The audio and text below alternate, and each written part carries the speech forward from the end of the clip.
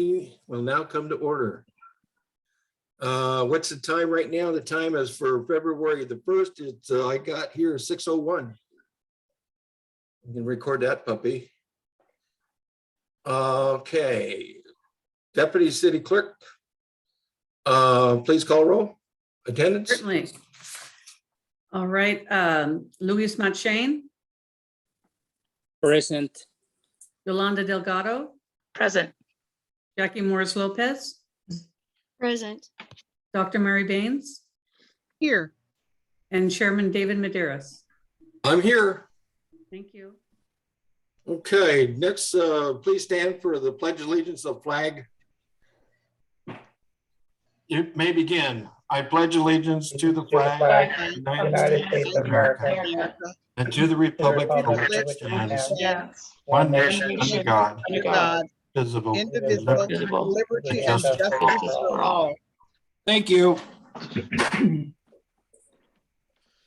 Okay, the first item number 2, or on the agenda is ceremonial items. Is there any staff input before we start the ceremonial items? I don't have any input.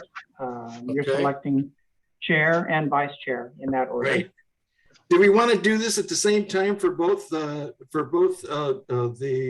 Historic Resources Board and a Planning Commission? No, it's on the That's okay. agenda for Planning Commission later. Oh, it is? Okay. Well, I thought maybe we kill 2 birds with 1 stone, but I guess not. Sounded good. So let's start with nominations from the board members. Do we have board members who want to nominate anybody at this time?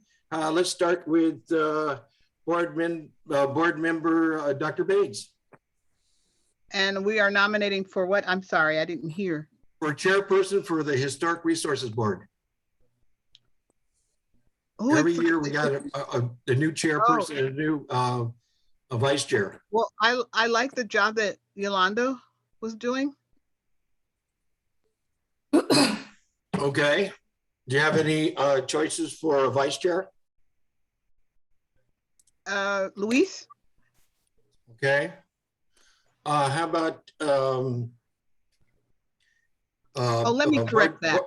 I'm sorry. Go ahead. I like the job that Chairperson Commissioner Yolanda Delgado is doing. And I would also like to nominate Commissioner Luis Vargas No, it's would be Machain. Okay. for the vice chair. Okay. How about board member Morris Lopez?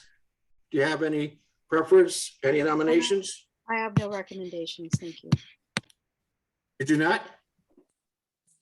Correct. Okay. Excuse me, Yeah. Board Member Maderas. In order to not have confusion, can we just go with chairman right now and ask for nominations from the group?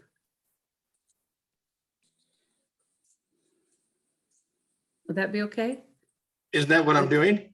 Well, you don't have to go individually, just someone can raise a hand if they would like to Oh, okay. nominate someone Well, for the okay. position. I'll ask the board members. If anybody wants, we have 1 nomination by 1 board member. Are there any others? Luis Machain. I just want to keep the president and chair and vice chair as we are right now. I think both are doing a great job right now. Okay.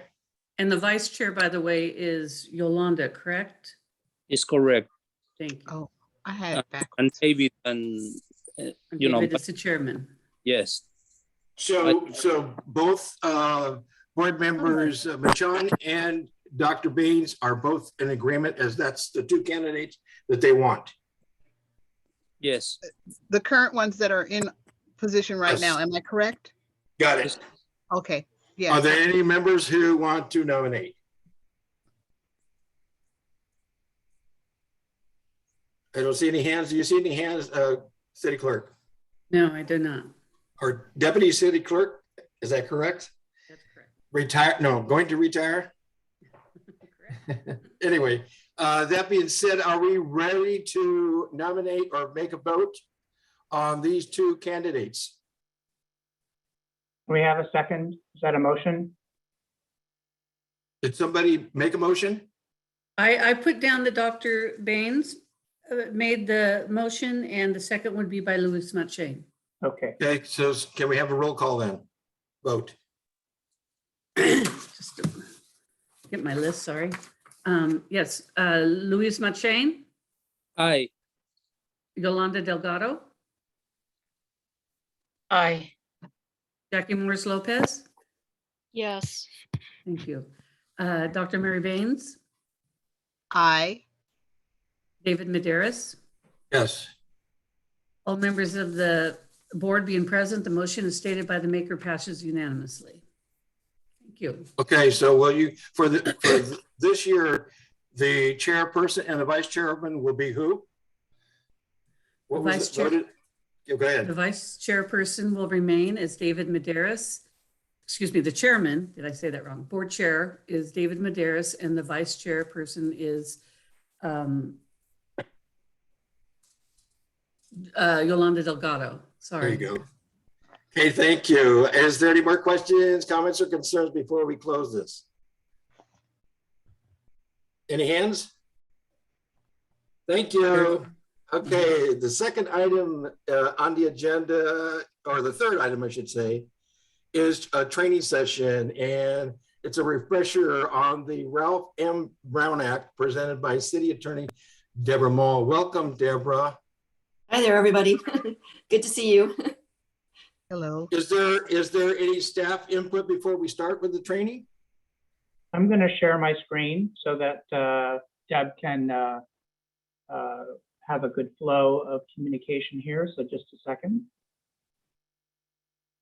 Okay, so I guess if everybody's ready, we can begin.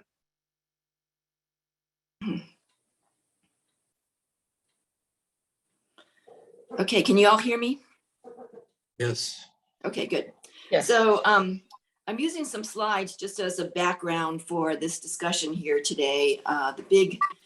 My intent is to just get the basic issues out on the Brown Act and afford you all the ability to ask questions.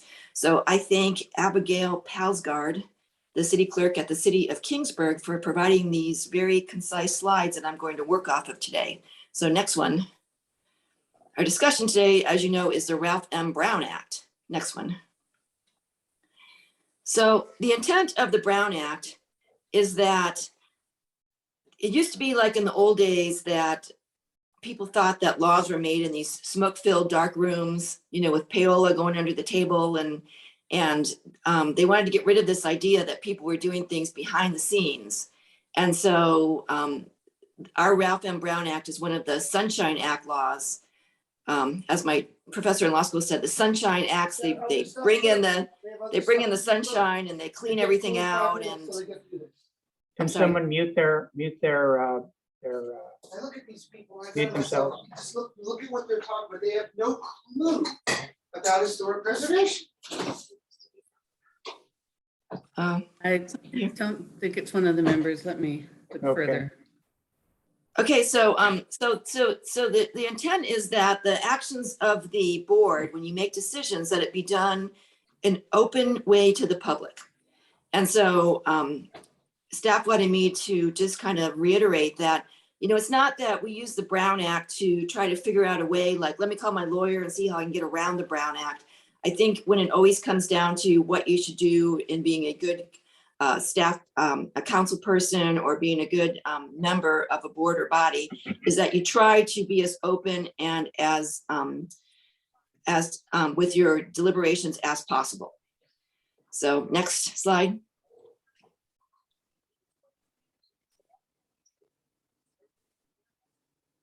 So this is a language that's paraphrased from the California Constitution. That's how important it is that all meetings of the legislative body of a local agency shall be open and public, and all persons shall be permitted to attend any meeting of the legislative body of a local agency. Next slide. So what this means is that if you're having a meeting, that all your meetings have to be publicly noticed. That is, an agenda has to go out. that describes the items to be considered. So staff knows how to list those items to be considered, but the way they have to appear on the agenda is they have to give the public knowledge of what you're going to do that night. But also, since you're the Planning Commission and the Historic Preservation Commission, then it has to show if you're going to act on a use permit, then it has to say use permit. If you're going to do a CEQA decision, it has to say approve CEQA deliberate, or approve CEQA decision, or approve neg deck, or approve exemption. So those things have to be listed separately. Usually the address. I mean, the idea is if you're a neighbor, you want to know something's going on around you. If you're the person whose property is impacted, you want to know too. I mean, that's only fair. So then members of the public are given the opportunity to address the legislative body before and during consideration of the items. So what this means is, you have a part of the agenda that is, for general comments from the public. And then you have another part where on each item that's on the agenda, the public may speak. And I'll note that the public can even speak on the roll call, and they can speak on the flag if they want to. So you have to let them be heard on every item that's on there. So one of the exceptions, I'm sorry, can you go back one more? Oops. Sorry about that. Keep going back. Okay. Here we go.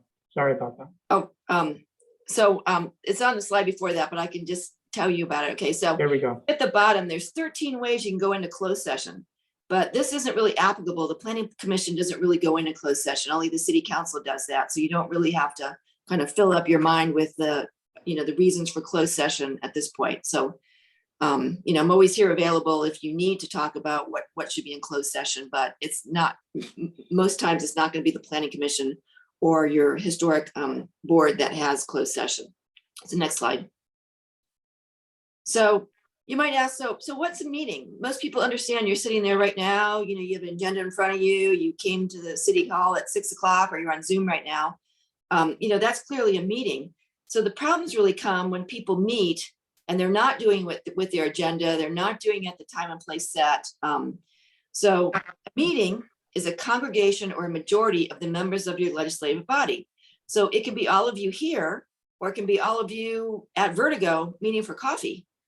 Because it has to be at the same time, same place. Well, with Zoom, that's a little bit confusing right now, but the governor, may pull this Zoom ability anytime for us to meet. So that's not permanent in the Brown Act. And so if you're there at the same time and place, you have a quorum, and you hear, you discuss, you deliberate on an item which is in the subject matter jurisdiction of the legislative body, then you're running afoul of the Brown Act if you're not at an agendized notice meeting. So suppose you're all at Vertigo and a couple of you are sitting there talking about how disappointed you are that the 49ers aren't going to the Super Bowl, and 2 other members of the body come in, and there's 4 of you, and you start talking about, the Super Bowl. And then it kind of goes to, well, we should have more sports in town. We need to have more basketball hoops for our kids. So right there, you just crossed over and you're having a meeting because you're deliberating, you're hearing, you're discussing an item that is in subject matter jurisdiction of your body. So we always say there's the actual test, and then there's a newspaper test. If somebody saw you guys, right before a meeting, and you're there at Vertigo and you're all click talking, somebody from the newspaper might think, well, gosh, they're making a decision about what goes on at the meeting tomorrow. So you just have to be careful when you're all together. If you're all together, you count, and if there's a quorum, then you have to start being careful. So next slide.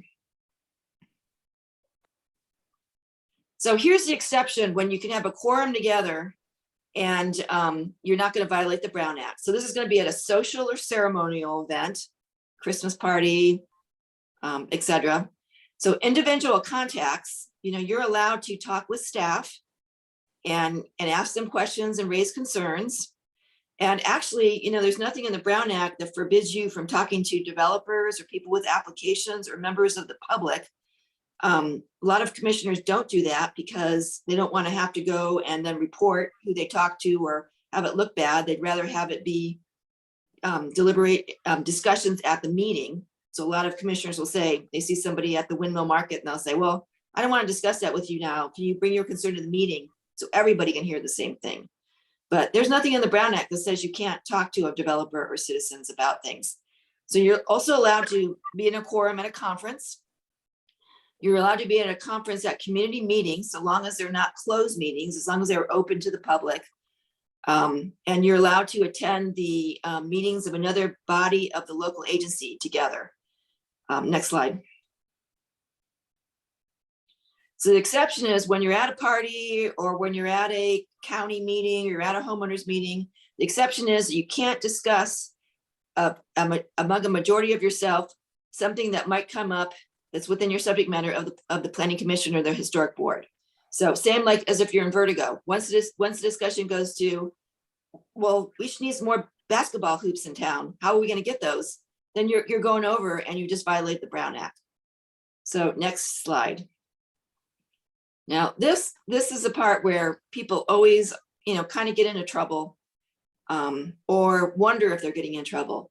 And that's when you comment on social media or you're engaged in a group text or a group email. And so the first of all thing that we always say is don't hit return all. The best way to handle a situation where somebody posts something to everybody is just let it drop. If you want to talk to staff about it, if you want to bring it up to the meeting, that's good. But once you email back, well, I don't think that's true. You've just violated the Brown Act. So, and if you're on Facebook, you're on the San Juan page and someone says something, you're like, well, that's stupid. That's not what happened. You have to be careful because if other commissioners are involved, then you could be potentially violating the Brown Act. And even them potentially by reading what you wrote on Facebook, there could be some implications of a Brown Act violation. So most people that are on boards and commissions, they don't post on their group's Facebook pages. And it's not a Brown Act issue, but what you never want to show is some kind of bias. You never want to show anybody how you're going to vote. You're supposed to be coming to the meetings with an open mind to hear everything to the last comments made, and then you make your decision. So you never want to go on any kind of social media and say, well, I don't like that project. You could end your ability to discuss that project and vote on that project because you showed a bias. And if you showed somebody how you're going to vote, then you run into the potential of violating the Brown Act. So the next slide, please. So there's this thing with the Brown Act called serial meetings. So it's easy enough when you're at Vertigo and you count quorum, then you're in trouble. But sometimes, let's suppose you talk to one member and say, well, I really hate that project. Maybe I'd vote for it if they got rid of one unit and added more parking. And then that member talks to the next member and says, well, this is what this guy said. He said he doesn't like the project the way it is, but if they get rid of a unit, add more parking, well, let me talk to member C, because maybe we can get a quorum here and decide that we're going to go back to the developer and tell them, get rid of a unit, add more parking. You've just violated the Brown Act. And you didn't even know it if you were member A. The member B was going to talk to member C. And so hub and spoke, that's when one person calls one commissioner, hey, what do you think about this project? You think it needs more parking? Calls the next guy, what do you think about this? What do you think about the parking? Next guy, what do you think about this? What do you think about the parking? And there's a Brown Act violation. And I want to distinguish because you're kind of allowed to do that with staff. I mean, you can't tell staff, well, how you're going to vote. But you can, meet with the, Brian, or you can meet with the city manager or the planner and say, I think parking is a consideration in this. I'd like to know what the parking requirements are. And can you give those to me? And I might have some questions about parking. You might want to tell the developer, I'm going to ask these things. So you can talk with the city manager. That's allowed. There's a case, Wolf versus Fremont, and then it was put into the Brown Act. So the city manager is allowed to send you information. You're allowed to ask questions. That's the preferred way when you have questions or concerns is to go through staff. And then they can bring them up at the meetings in the appropriate way. So again, there's the advisement here to avoid serial meetings via social media, personal contacts, telephone, email, etc. So next slide. So these are the notice requirements for your agendas in order to meet for a public meeting. And you probably know all of these because you've seen it all happen. And the city clerk is usually responsible for this, is that the agenda has to be posted in a place accessible to the public. It's also posted on the website. That's a new requirement. And it must be posted in advance of the meeting. And you have to have the time, date, and location of the meeting. And it has to be provided to every person on your board, any person that asks for it, and the local media. So sometimes people have like lots of times the press has, I want all the meetings, send the packets to me all the time. That has to be done every time that someone asks. If they say, well, every time that Casa Rosa comes up, I want you to send me the information, then you have to do that. I mean, staff has to do that or they're violating the Brown Act. So next slide, please. So there's various types of meetings that you can have. And right now you're in a regular meeting. So, staff gets you the packet on Friday and the agenda's posted 72 hours in advance. And that's, the regular way that you guys have your meetings. If we need to talk to you not during your scheduled meeting, then we'll schedule a special meeting. And those only have to be posted 24 hours in advance. And the difference about the special meeting is you don't have to have public comment, general public comment. You have to have public comment on what you're deciding that day, but you don't have to go through the formalities of having the comments on any topic that's not on the agenda. So an adjourned meeting, which, I don't know that you guys would have that often, but that's when there's not a quorum. And then the city clerk will just say, well, we didn't get a quorum on Tuesday, let's have it on Thursday. And so she'll post the door then that the meeting was continued to Thursday, and then they'll announce it at the meeting. And a continued meeting is when you don't get your business done.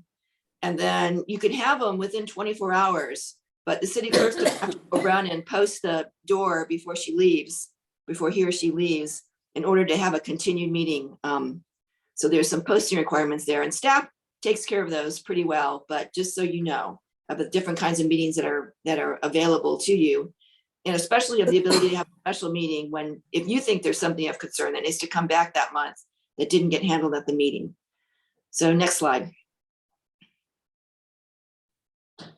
So here's a couple of times, and these are kind of important to note. So usually it has to be on the agenda for you guys to address it at your meeting, but here's the exceptions to when it doesn't have to be on the agenda and you can talk about it.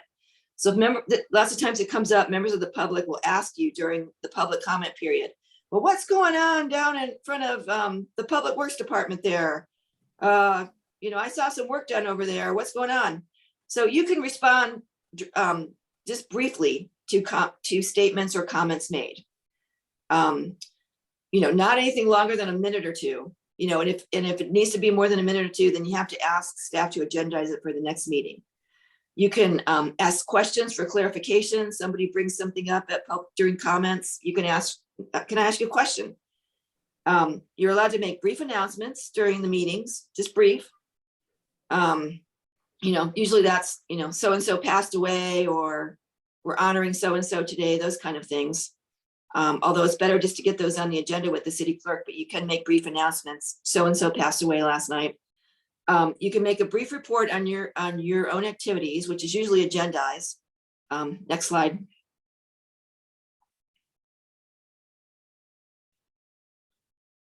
So you can also ask staff for resources. You're discussing something and you don't want to make a decision, you want to put it over the next meeting, you can ask staff, well, I'd like to know what the parking requirements are. Can you give me a chart to show? Well, I'd like to know what the CEQA requirements are and why this isn't a negative debt. Can you send me some information on CEQA? Those kind of things. I need a traffic study. You can ask staff to report back at any meeting on anything. So if something comes up and you're like, well, I really don't, we're deciding this under the zoning ordinance, and I think this needs to be updated. That doesn't, can you bring that back at the next meeting so we can look at an update on this portion of the zoning ordinance? You can ask staff to do that. And you can direct staff to put any matter on a future agenda, even if it didn't come up at the meeting. If you came in and said, well, I would really like to discuss the parklets. I don't think they're going well. Can we put that on the next meeting? So those are the things that you can kind of briefly say at meetings that aren't necessarily on the agenda. Next slide. So when you're the public, this is all about protecting the rights of the public, and they're allowed to attend any meeting. So we can't keep the public from attending meetings. There are some abilities where somebody's disruptive and you can have them leave the meetings, but there's also like First Amendment concerns that kind of come in. So I'm always hoping that if any of those happen and somebody's going to get thrown out of a meeting, that you guys call me at home or call whatever attorney at home, because lots of times you can get in trouble throwing somebody out of the meeting, and you can never throw the press out. you can't make people, even though people give their names and addresses and everything at the meetings, you can't make them do that. If they refuse to do that, you can't do anything about it. You just have to let them talk. The places where you have your meetings have to be accessible to the public. There has to be ability for disabled people to be able to get in, ADA appropriate. And the public always has the right to record all public meetings. So on their phone or taking video or whatever, you can't keep someone from doing that. Next slide. Okay, so the agendas, like I told you, have to be distributed in advance to the public. And if there's any writings that are distributed at the meeting that staff prepares, well, then they have to make enough copies for the public too. And if somebody really wants something and there's not any it available, then you have to stop the meeting and have someone go make copies for the public, because the public's allowed to have everything that you're looking at. And when members of the public come and they hand you out things, and they don't bring things for the public, well, then the staff has to make that information available to the public as soon as possible. But you don't have to stop the meeting to make copies of something the developer brought in. And you'll see sometimes that staff, if there's a big giant EIR on something, the staff will have that available at the back of the room rather than making, 50 copies of something, which is usually appropriate. So every agenda item has to allow the public to speak. And lots of times it comes up, if there's a big meeting and there's a lot of people waiting to talk, and the chair can limit the amount of time a person talks. But it has to be, you have to look at the people that are there. You have to ask how many people are going to speak. And then you have to decide, you have to give it a reasonable amount. You can't say, oh, here comes this annoying person, I'm only going to give them 2 minutes. You have to really be fair about it and say, well, we've got an hour to deliberate on that. And there's 6 people here, so we'll give you each 10 minutes. Something along those lines. I mean, it has to be fair and in keeping with the amount of time you have to give the public the maximum of time to speak. And the public is allowed to speak, only one time, but it usually is before the deliberation of your board, or some boards do it during. So I know some city councils we represent, they do it like a deliberation period and then the public speaks. So they put a motion forward and then the public speaks to the motion as well. But it's not said in the Brown Act which way you do it. And you guys don't really have standardized kind of rules of behavior or rules of, that what you're allowed to do or don't do, which is good because the chair is allowed to kind of make the rules as they go along.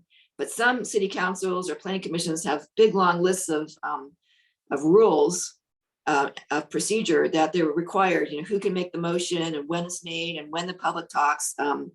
So you don't really have to worry about that in San Juan. And I'm kind of happy when you guys don't have those because they do get really complicated. So next slide, please. So we're at the end of this. So if there's any questions here, anything specific that's come up, I'd love to discuss it with you. Please ask me anything. So feel free. Okay. Do you want to drop the slides so that I can see everybody? Okay, thank you. Okay, thank you so much, City Attorney Moll. Let's go to questions. Does anybody have any comments, questions, or concerns at this point in time? Be happy to hear from you. Just raise your hand if you have any comments, questions, or concerns. I'd like to throw it out to the staff too as well if they had any. So Yolanda Delgado has her hand raised. Hi, thank you, Deborah, for that. I have Sure. A question. Were we not supposed to have the emails in question published in our package? They're not in our packet, so I was wondering about that. So started all this. that's a good question. So that's what, if you violate the Brown Act accidentally, you push go to all and it goes to everybody and you didn't mean it. You only meant to send it to Brian. So what you can do is put the email, the offending email in the packet, and therefore you disclosed where you violated the Brown Act, and it makes it curable. So the Brown Act, you can cure under the Brown Act. And that's a good way to do it, is just to make whatever communication was problematic public. Yeah, Brian failed to put those in this packet. So how do we rectify that? So I think they still need to go into the, Brian can just add them to the public agenda right now. He can add them to the packet. I'm Just- sorry, those were emails that were received after the agenda was posted. No, they were We asked- before. Would we Trish, ask they for were- public comment? Trish, So I- wait a minute, Trish, they were before. I think there were a few that there was, some planning commissioners that hit reply all. And, Oh, you're talking about the previous conversation that we had. And yes, I did not put those in the packet, and I won't be able to assemble those this evening, but I can assemble those for the next hearing. yeah, that's fine. My question Yes. was there was some number of communications I noticed over the email that, since I am familiar with the Brown Act, because I'm a former planning commissioner for Palo Alto years ago, I refused to comment, even though I saw the emails being, the conversations going back and forth. And my concern was that that was actually a violation of the Brown Act. And for that reason, I did not comment. And I was concerned that, and were the individuals that were participating in the conversation aware that they were in violation of the Brown Act. And so I did not participate in that because they were probably unknowingly violating the Brown Act. And so it's good to know that there's a way to rectify the situation by making those conversations public. That was my comment. And my next comment was, thank you for the presentation. And it was thorough and comprehensive and informative and in need. So thank you. Jackie Morris Lopez has her hand raised. Yes, this is Commissioner Morris Lopez. Thank you. Thank you for the nice presentation. My question is, you mentioned a public comment on all the items, and I'm confused as to when the public makes their comment. Is it before the commissioners or a board asked to make commentary, or should they go before us? Should they go after us? And also my next question or comment is about texting. How does that fit into the Brown Act violation? Thank you. So there's two kinds of public comment. There's public comment on issues that are not on the agenda. So that happens at the beginning of the meeting. Just the way you usually agendize it. Some cities do it at different times, but you guys do it at the beginning, and most cities do. Then there's the comment on each item that's on the agenda. So lots of times before, the city council goes in a closed session, they start an open session. They ask, does anybody want to comment first? When you guys have items that are on the agenda, usually you have the staff report and you have some general conversation, and then you ask the public to weigh in. You do it before you make a motion, I believe. And then you listen to the public and then you make a motion. And so that's the way that you guys have been doing all along, and there's no directions to say otherwise. So I would recommend that you stay with that process. Some cities do it after they make the motion, they hear public comment, but you guys don't. So just so long as you have public comment on every item on the agenda, you have not violated the Brown Act. And you're not required to let somebody speak twice.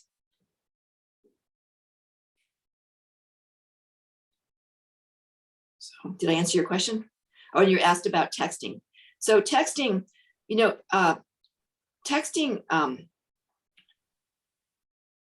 some people receive texts during meetings.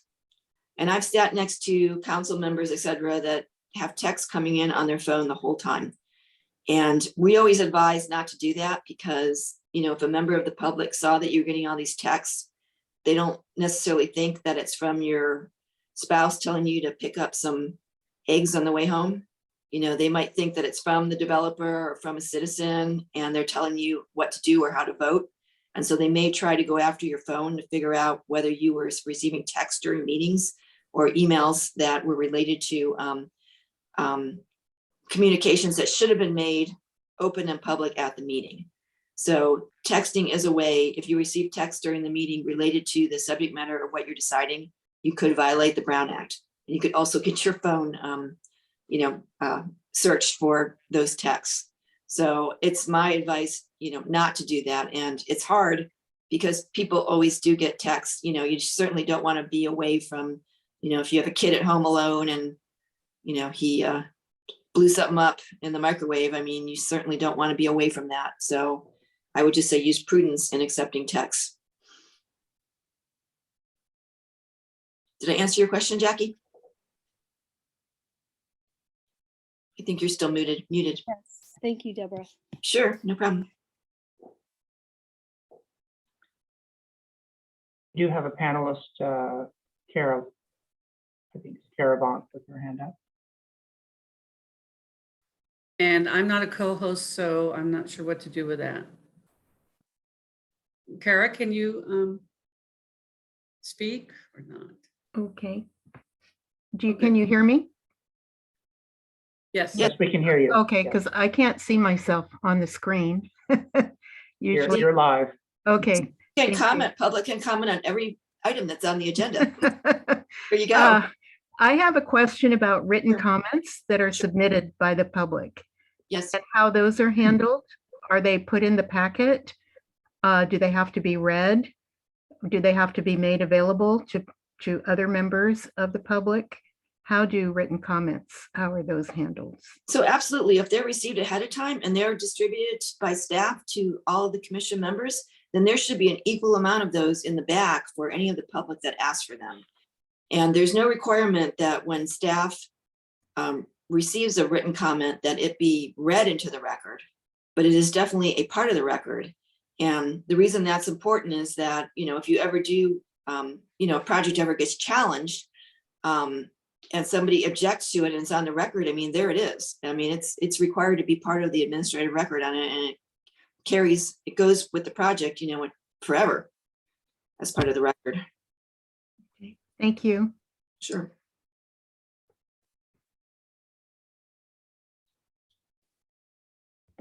That's it for the public. I think that's it. That's all. the Okay, hands so raised. if you Sounds ever have good. Yeah, questions, good. feel free to ask or ask anyone in my office that's around. I hate to say it, but I'm doing the great resignation, just like Trish, and I'm retiring next month. So, my office is going to continue in this, and they're great on the Brown Act. They can answer any question that you have. So.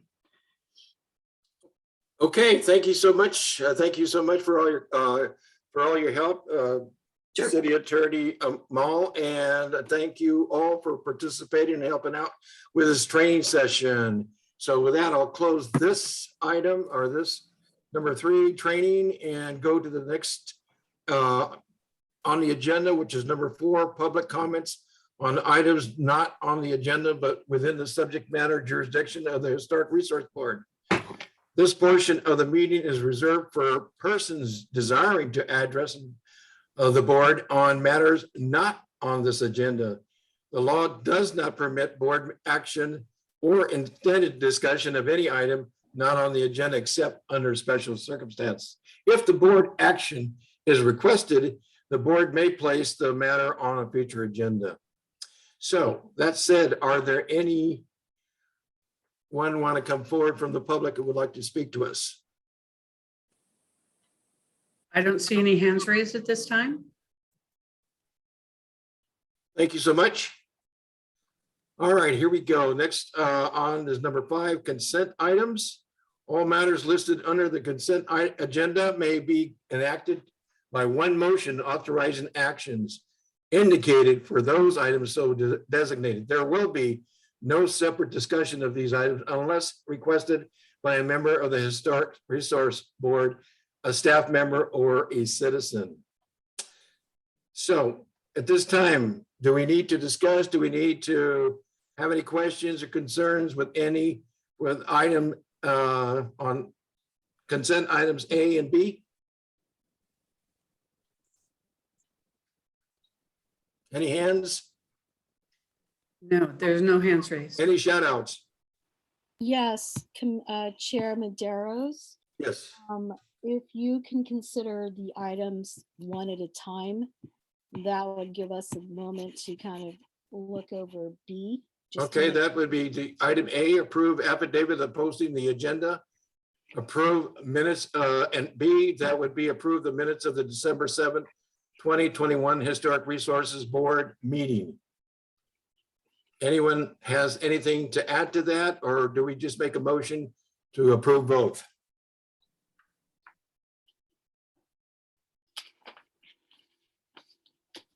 I have my Chair. hand raised, I think. Let me see. Oh, I need to raise it. Right. Yes, go ahead. Go ahead. Me, Dr. Mary Baines? Are you talking to me? Yes. I have a comment on the December 7th, I think, minutes before you approve them. Okay. There, let's see. You list under a motion was made, blah, blah, blah, blah, blah. Board member Baines arrived to the meeting at 6:06 p.m. And you have board member Machine arrived at the meeting at 6:11 p.m. I would like that to include a note saying that the arrival at the meeting at 6:06 was due to technical difficulties. Well, and each time that I am 6 minutes late or 5 minutes late or 1 minute later, 2 over 10, it's because of technical difficulties, not that I'm just habitually being late. I understand. I will Okay. make that change. Thank you. And I'm sorry, I lost the internet here. My kind husband was trying to fix something and he turned off the whole internet. So if I missed part of her presentation, apologies. I had to go get my old iPhone and get back to the meeting. I was like, what happened? And so he was rebooting the internet and that dropped me off, and apologies for that. But I'm already quite familiar with the Brown Act, but thank you. Good, thank you. Any other board members? Raise your hand, please. Jackie, you still have your hand up? Yes, thank you, Chair Maderos. I would like to look at the action item under item A in the first paragraph that says, consider recommending to the Planning Commission that the building at 205 the Alameda, in parentheses, former warehouse, is not a historic resource and no discretionary action is needed prior to demolition. My concern or comment to be clarified and rectified if needed is in the first sentence, so the two sentences. Community Development Director Fott reported that a site plan and design review permit application was submitted by the applicants, Catherine and Jesus Zavala. The documentation is necessary, and that's in parentheses, SJB MC section 11-06-20 parentheses. When a property owner wishes to make an alteration to a property that is more than 45 years old. And I will stop there. So by stating in that first sentence, Catherine and Jesus, one would assume that they are the property owners. And I don't know that to be a fact back on December the 7th. If it's changed now, well, that's now. But can you clarify if they were the property owners back on December 7th at the time of this meeting? Yes, they were. Because we have conflicting information that We're not.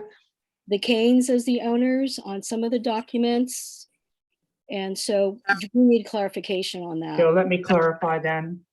The Canes are listed on the application as the owners. The Zavalas are listed on the application as the applicants. And in the application form, the Canes as property owners give the Zavalas permission to apply for the permits at hand.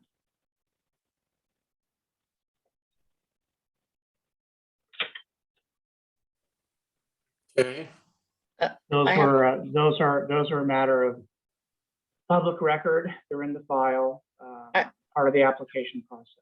Brian, why wasn't the application or just a the, minute, Jackie, are you finished? oh, I'm sorry. What, Board Member Morris Lopez, are you finished with your questions?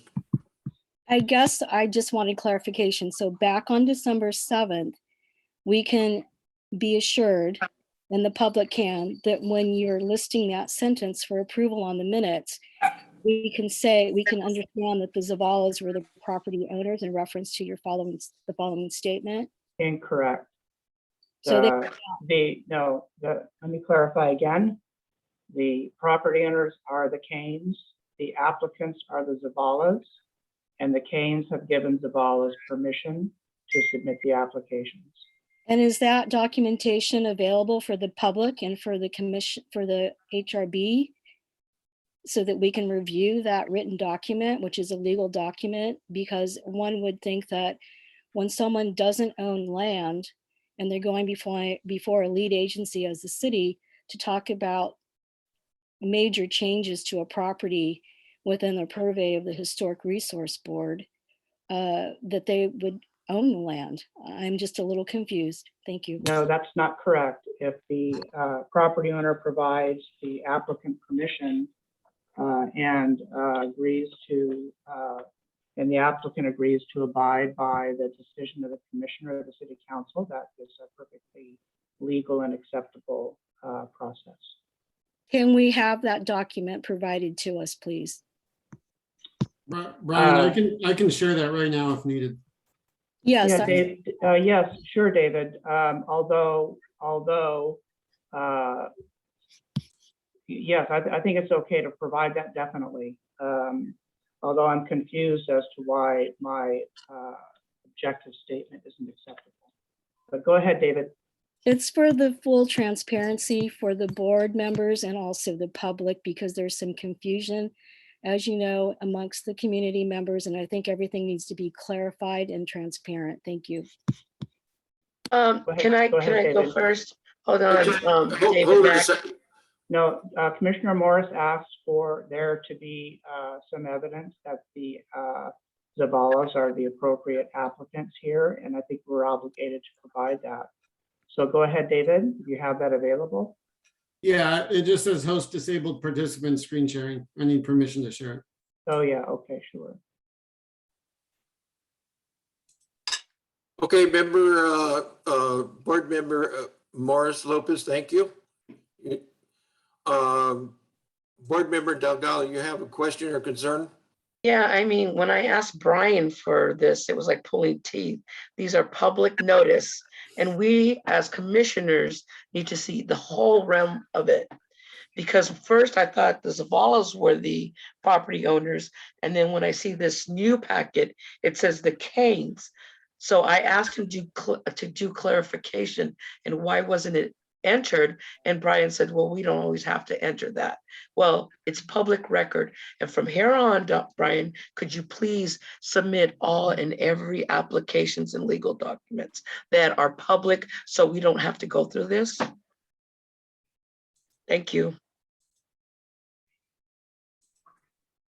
Thank you. I still need permission. Anybody to else? share. Yeah, let me see if I can. Do you have a comment to that, Brian?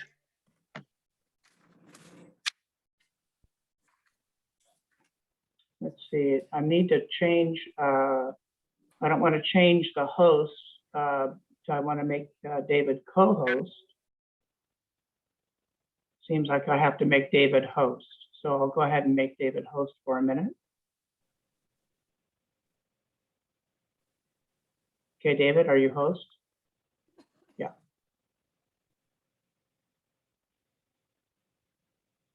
You need to go to the back page of the application. If you don't have that, I can certainly provide the email and the attachment that I sent to Yolanda. Not a problem. So can everybody see this? Yes? Yes? Yeah. Okay, Yes, Can you So make thi- that a little bit larger, please? sure. what are we looking for? So this just shows that the property landowners are listed as Lawrence C. Kane and Judith Ann Kane. Name and mailing address of property owners or applicant's duly authorized agent who is furnished with notice of hearing. And the agents are listed as Catherine Zavala and Jesus Zavala.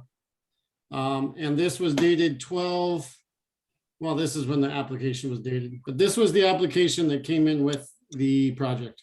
Yeah, let me do a little better here, David. Hang on just a minute. Can you make me relinquish the host back to me? Yes, let me figure out how to do that.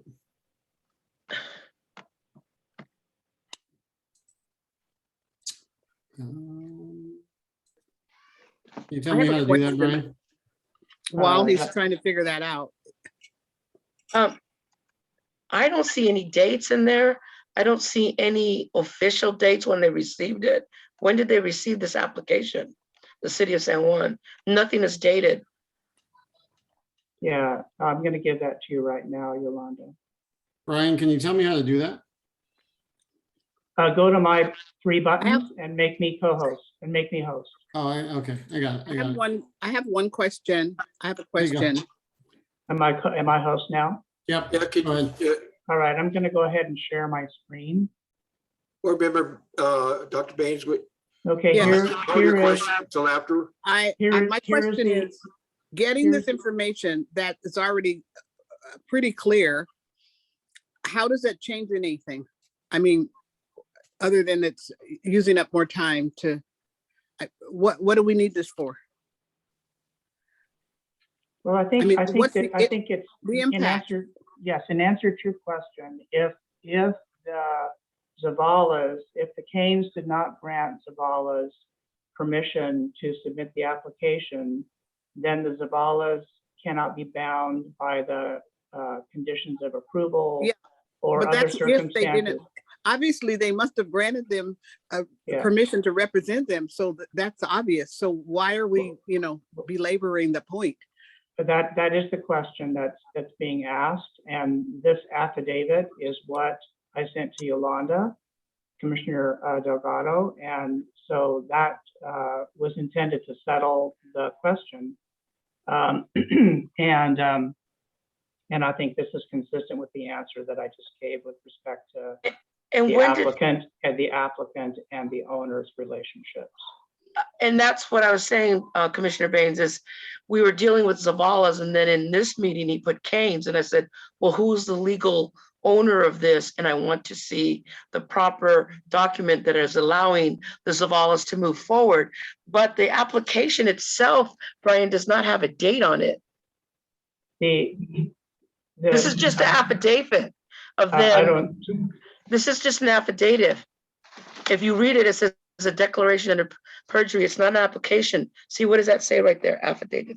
yeah, this is the back page of the application. No, it's not it's not Which- application. which- It's the affidavit. They have to put in another application. And did they do that? If you look at the items 1 through 4, it says, I've contacted the owner, he's given his permission to process this application. And then subsequently in the affidavit, there is a signature by the landowner that he consents to submission of this application. So this page is part of the application packet. And there's a date there. On that one, but when they put in the application, it should be another one where the city received that other application, and there's no date on that. if there's a date or not a date, does that affect the outcome in any way? It doesn't. The fact is that we have an application that was submitted, and this date confirms that this is the date that we consider valid for the purpose of the application, the date that the affidavit was signed. If we didn't have this date on these dates on this affidavit, we would not have accepted the application for processing. We would have returned it to the Zavalas and asked that the owners sign the affidavit. And so the fact that they're both signed on the same date just simply indicates that this is the complete application on that date.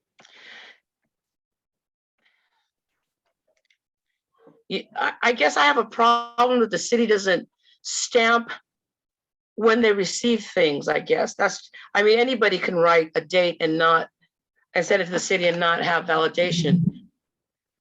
Yeah. Do you not do that? I'm not understanding the problem here at all. Well, there's no validation when the city received this declaration under penalty of perjury. Nothing was stamped on that application. Okay. Commissioner Morris Lopez has her hand up. Hold on, Brian. And there's no one has signed that they received it. Is this like, what are we like not accepting and receiving? There's not a legal matter of when someone sends an application, stamps it, and then someone receives it. Is that not appropriate? Well, I think that we can look to see in the file the date that the check was received. We have a date that the affidavit was signed. I'm presuming that the date the affidavit was signed is the same date the application was submitted, or close to it. I think that would be a reasonable assumption. Nothing's reasonable in San Juan. But we have a valid application for conditional use permit and lot line adjustment, and signed by the owner and the applicant both. But when did the city receive it? The date, can you give me that, Brian? Let's see, I have to go into the file. David, was there an application date on the application that you put up? I myself, Harrison Associates, received it on April 20th, 2021. Okay. Wow. Sorry to interrupt, but are you folks still talking about the minutes? No, well, I think by reference to I thought the, the question was on the minutes of a previous meeting. I thought that was board member Morris Lopez. That was the question, because if not, then we're way off the subject. Yeah. Agreed. We're off the subject. Agreed. Yes, this is agenda item 5, consent items. And I'll repeat, for the approved affidavit of posting the agenda, and B, approved minutes of the December 7th, 2021. I'm assuming that board member Morris Lopez was talking about the meeting on the 7th of December, 2021. Chair Garros, if I may interject, Yes, go ahead. I have your permission, sir. Yes. Okay.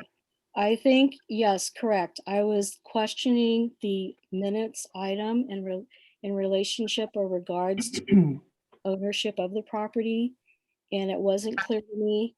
And I think the conversation and the dialogue and discussion that came about around it is very valid, because I asked to produce proof of an affidavit or document, and board member Delgado has very valid points. The city, anyone can fill in a date. Okay, we need transparency here. We just had a primer on the Brown Act from our city attorney. And I think this also falls into the purview of transparency, not perjury. And if the city is not stamping receipt of these official documents, then how can we say that this didn't get signed off last week? You know, there's a lot at stake here. We are held to a higher standard. We want public trust. And we cannot have terms used by city staff like assuming, assumption. We cannot have a subjective verbiage. We need facts. We need to start dealing with documentation properly. So it's not out of line to have this discussion. So I'm going to interject that this is not the right place on the agenda to have such a lengthy discussion about this. That's, I would concur. And I have to guard my time and I'm looking for any notification that we need to change or add to, or as far as the minutes are concerned for December 7th meeting for the Historic Resources Board. Unless that's being done, if there is any, let's itemize them. If they're not, we need to make a motion to approve. I make a motion, Chair Maderos, to amend, to not approve of the minutes until they are so amended, to be transparent, to state the owners of the property at the time clearly for the public and for the board members. So I reject the approval of these minutes as written. So just to help you out here, I mean, it's not really the planning commissioner's job to editorialize the minutes. They're supposed to represent what happened at the last meeting. So, you know, it's whether they're true or not, or what happened at the last meeting and whether something was missed. Not whether, you know, the date is properly represented, or if the date's, you know, properly represented is an issue. If it was wrong, but if it wasn't there at the meeting and this discussion wasn't had, you need to have this discussion under the agenda item, not now. not now. I have a comment also that we seem to be majoring on the minor at this point, and belaboring a point that doesn't have an effect or an impact on the outcome of the situation. And so I would like you all to move forward to the next step so that we can get on with this agenda and either approve or disapprove or whatever we're going to do, rather than to continue verbose conversations back and forth about an issue that the outcome is not going to be impacted one way or the other, whether it's a date or not date on there. Okay, that being said, thank you all for all questions, comments. Now, again, I'm going to ask for a motion to approve the consent items A and B. I so make that motion. Do I to hear a approve second? Consent items, items A and B. I second. Okay, we'll have the deputy clerk, please make a vote. Commissioner Baines, Aye. actually board member, I'm sorry. Board member McShane, Aye. board member Luis Morris Lopez, I approve item A on the consent item and no on item B, approval of the minutes. board member Delgado, Aye. all members of the, board member Maderas, I'm sorry. Aye. All members of the board being present, the motion as stated by the maker passes unanimously. Thank you again, all. Now move to the next 6 action items on the agenda. I'm sorry, Chair. I just want to correct the clerk. It did not pass unanimously. I voted yes to accept the posted agenda, but I voted no on acceptance of the minutes. I'm sorry, I will make that evident in the record. Thank you, clerk. Okay, again, I'm going to close number 5 consent items and go to the next agenda item, which is action items. And A, it says here that to consider recommending to the Planning Commission that the building at 205 the Alameda, former warehouse in parentheses, is not an historic resource and no discretionary action is necessary prior to demolition. Do we have a staff report for the action item noted on item A? Yes, absolutely. Couple of things first. I'd just like to review with the commission the not necessarily background, but the CEQA status of the project is that we are recommending that the project be determined to be exempt from CEQA. And that is based on substantial evidence in the record and based on expert opinion, testimony presented to the commission. That evidence is in the record, and the commission, if that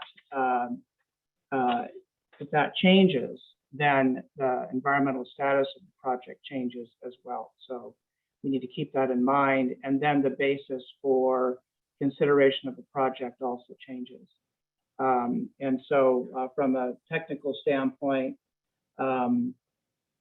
argument, speculation, unsubstantiated opinion, narrative, or evidence that is not substantial evidence, not based on fact, not based on expert or scientific fact, is not considered substantial evidence, even though things are sometimes controversial and there are opinions about that. If those opinions don't represent substantial evidence, then we have a hard time making findings that we have to make for the exempt status of the project.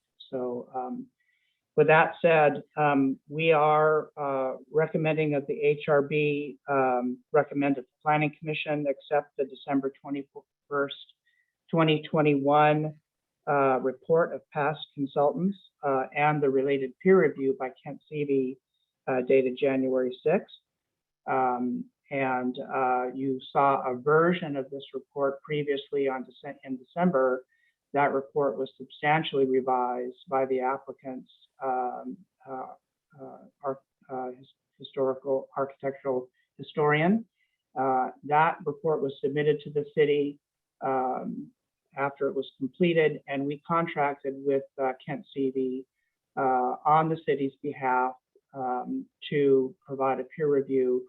Mr. Seavey did provide a peer review, and his conclusions are in the staff report to the effect that the report is an exemplary report and adequate for the purpose of determining that this existing building is not considered an historic resource.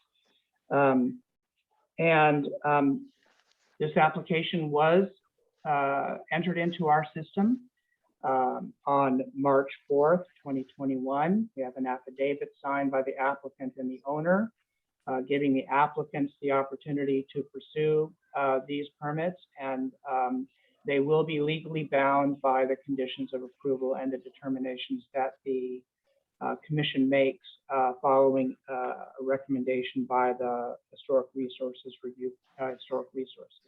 Board. So the Zavalas are on the hook for compliance with those conditions of approval based on that affidavit.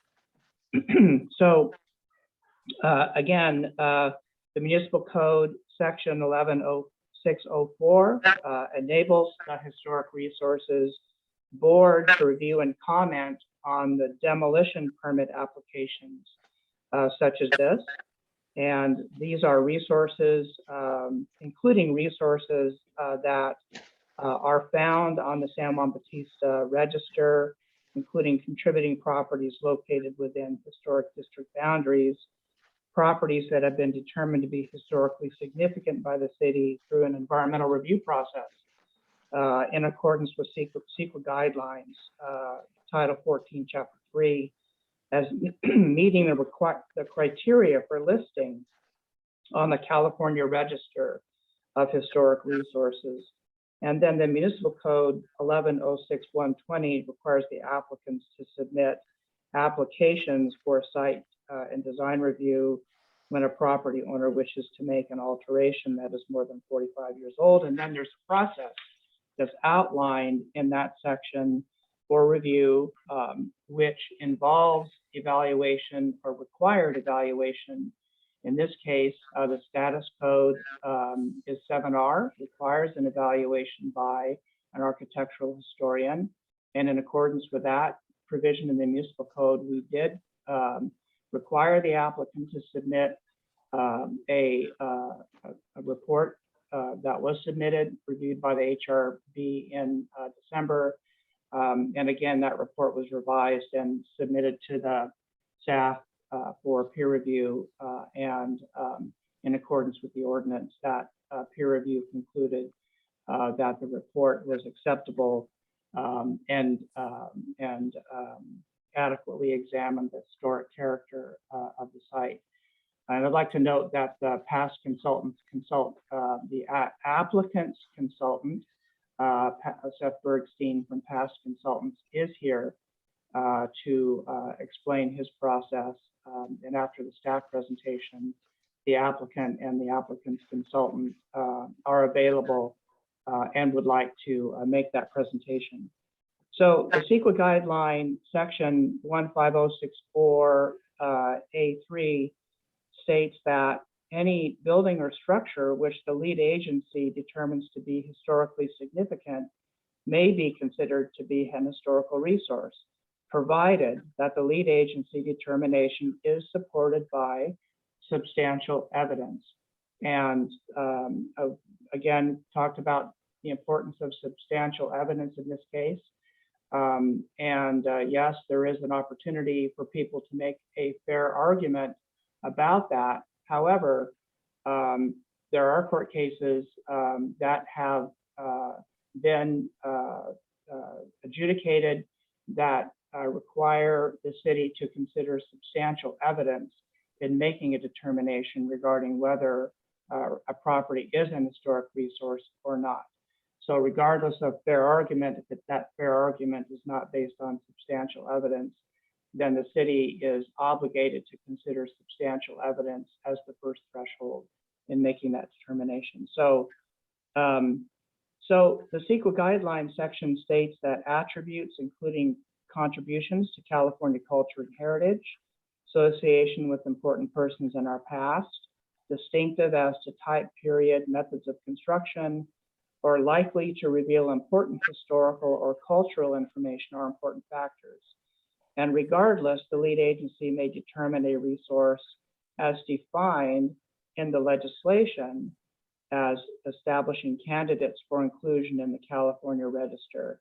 And I think it's important to understand that when we look at buildings like this, we're looking at the current status or the current character, the current attributes of the building, and determining whether this building, the way it currently is characterized and situated, can be considered an historic resource. So that is the purpose.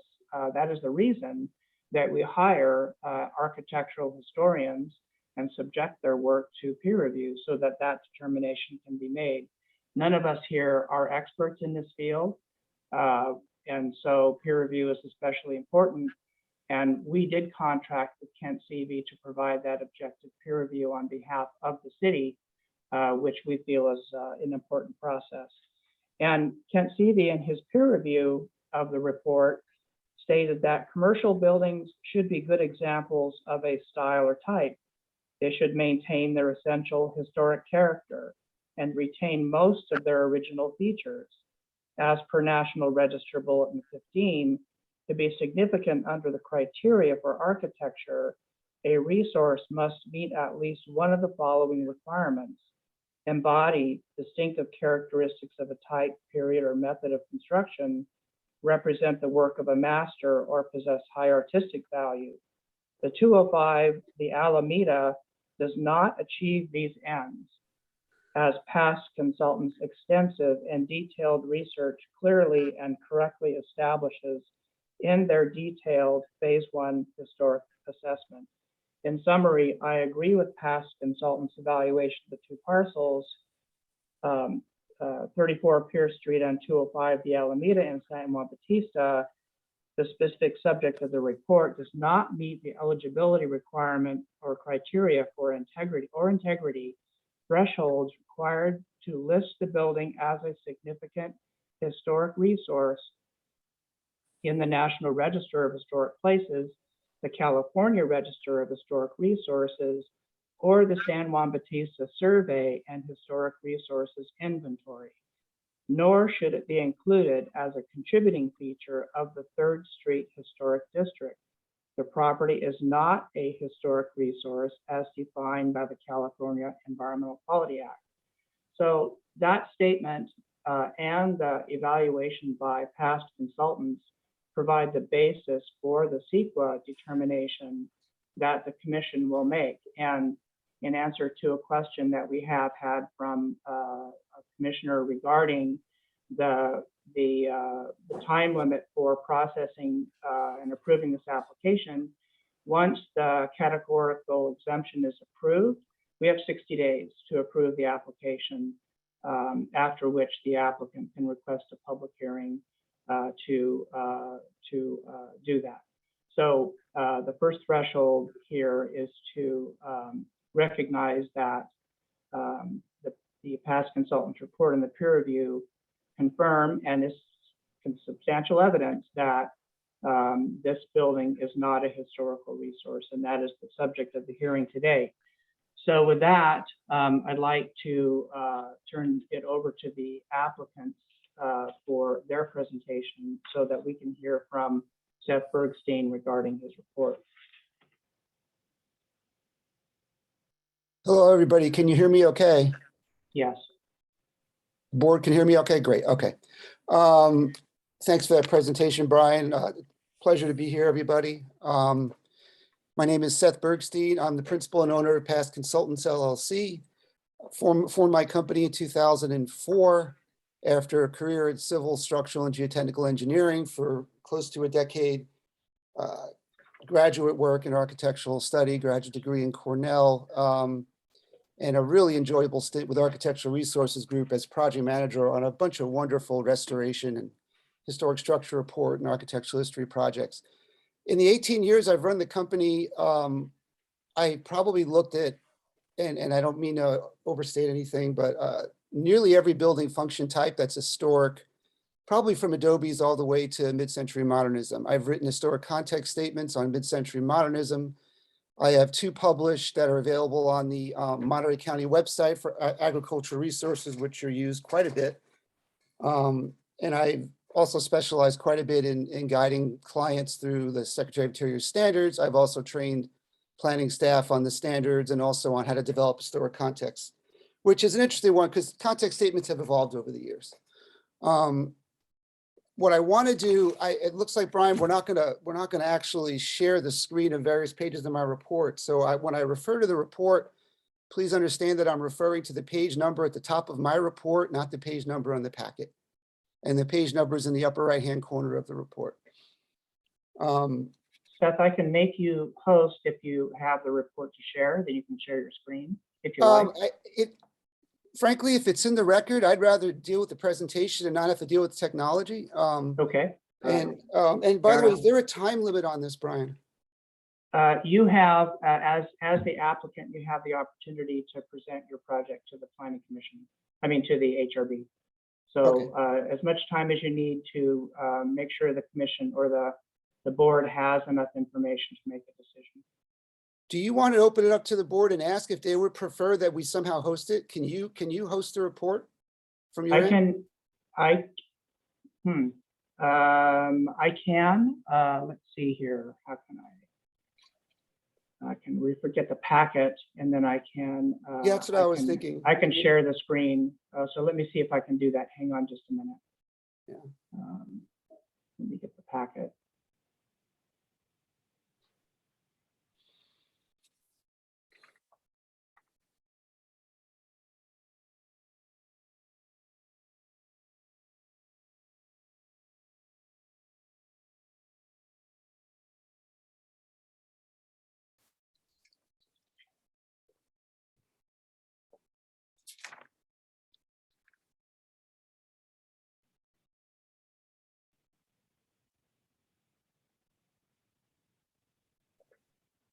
Okay, can everybody see this?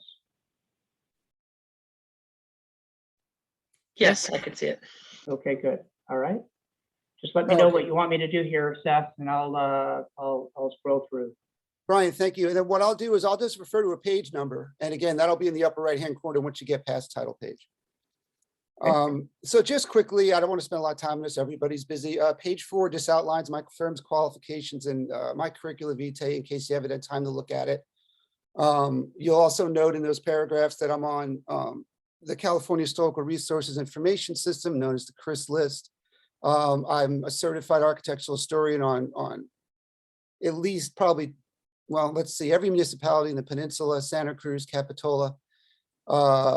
I've worked extensively in the Bay Area and have also now on call historic preservation consultant for the city of Carmel and the city of Capitola. All really fascinating experiences working with everybody, folks like yourselves.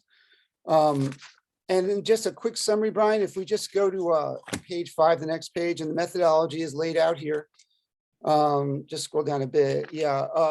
What I think also needs to be understood is I was hired independently by In-Studio Architecture to prepare a balanced, substantiated historic review of the property. I have not met the clients until after our first iteration of the report, when so many good questions came from you guys. That was the first time I met with them. And I also conducted interviews with the Canes. If we go down to the next page, Brian, the interviews are listed there. It also includes interviews with family descendants, including Scott Friels. And what I didn't get an opportunity, because the building wasn't open when I first did this report because of the pandemic, is an interior inspection of the building to verify the various modifications you'll see in the integrity sections of the report. So that was all accomplished. And then what you're really reading right now is an entirely different report. And I just wanted to make that statement. One note, we don't need to really scroll this, Brian, but it's at the bottom of the page he's on, is that Sandboard maps are not available for that location. So it's a great tool for dating alterations based on the building's footprint. And also city directories were not published, at least that I could find, on San Juan Bautista. And it also makes it very difficult to pinpoint when people were occupying the building at specific times, which is critical to National Register significance. So what I was able to do, and we'll get to that later, is correlate telephone directories for a fair amount of time through my research to get a better idea of what the occupation dates are for the building. And Brian, if we go to page 7 quickly, and the under registration, and you talked about kind of led into how the review process went in on this, and also mentioned the code 7R. So it requires us to look at the building with what's called an intensive survey or a phase 1 historic assessment report. But it's still interesting to know the registration or background or lack of for this site, because in the 1981 Kent Seavey survey, he chose not to include that building within the 3rd Street Historic District. This was in 81 when arguably the building might have looked better. And also Galvin Preservation Associates, who another certified firm, as you know, prepared the historic context statement in 2006, and also did not choose to include this property. And while it's not a definitive set of facts, it does show that other consultants have looked at this property, established consultants, and have made similar conclusions. I'd like us to go, Brian, if you would, to page 9. There's a lot of questions, and just so everybody knows, I've digested all the written comments from that were published on this project from the Historical Society and from Kara. But I know there's a lot of questions on integrity. Maybe that's left better for a question and answer session. But if you look at the 4 bullet points in the middle of the page, right where Brian's cursor is, kind of a National Register Bulletin 15 outlines how we look at a building. So what we first really want to determine is what are the essential physical components of the character defining features of a building that convey its historic significance. And also remember that we have to connect the fabric evidence on the building, the materials on the building, with your period of significance. If the building does not reflect its look during its period of significance, it's not historic based on a loss of historic integrity. So we're trying to figure out, all right, what are those features? Okay, those are character defining features. Now, you then proceed down to determine the essential physical features that are visible enough to convey their significance. Okay, so now so what do we need to know? We need to know building technology. We need to know how windows changed over the years. We need to know new versus old materials. All this comes together with coming up with a decision on historic integrity. Again, determine number 3 would be determine whether the property needs to be compared with similar properties. I did a bit of a windshield work on that and looking for other types of false front warehouses that are better examples, and they do exist in San Juan Bautista. And then the 4th one, which may be a bit subjective, is determining which aspects of integrity are particularly vital to the property being nominated and if they are present. Now, based on how you connect significance to a building, certain aspects of integrity tend to be favored over others. If you're going after an architectural significance here, which I think is reflected in some of the comments I've read, then the building needs to retain, exactly like it says above, most of the historic features during that period of significance. It doesn't matter if parts of the building wore off or fell off. That's not critical here. And I'll get to the chronology soon. But I just wanted to note that on methodology. Sorry for me spending time on this, everybody. Brian, you elucidated the code, so I'm going to go straight to why don't we just start with the building description on page 12? Thank you.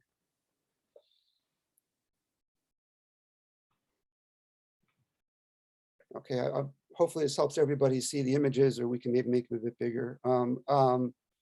But just gives you an idea of what the building looks like today. And Brian made a great point about we need to evaluate the building fabric as it exists today relative to whatever level of significance A, B, C, or D, or Cal 1, 2, 3, or 4, we're building a case for. So as the building exists today, and I'll go over the chronology in a second, we'll go look at the historic photos. The building essential form of the gable roof structure is somewhat intact. The rear portions of the building have been modified, even the internal structure. The wall cladding that dates to what I'm going to do at this point is assume the period of significance is the San Juan garage period, which is circa 1910 to about 1933. So what are those essential physical features that date to that time period? And do they exist on this building? And the answer is, as far as all of the exterior cladding, all of the windows, the window openings, and especially the front and primary elevation, there is no original cladding dating to that time period. The steel panels you see are wholesale replacements. They were installed likely when the Besser family took over occupation of the property. It was converted to a welding shop.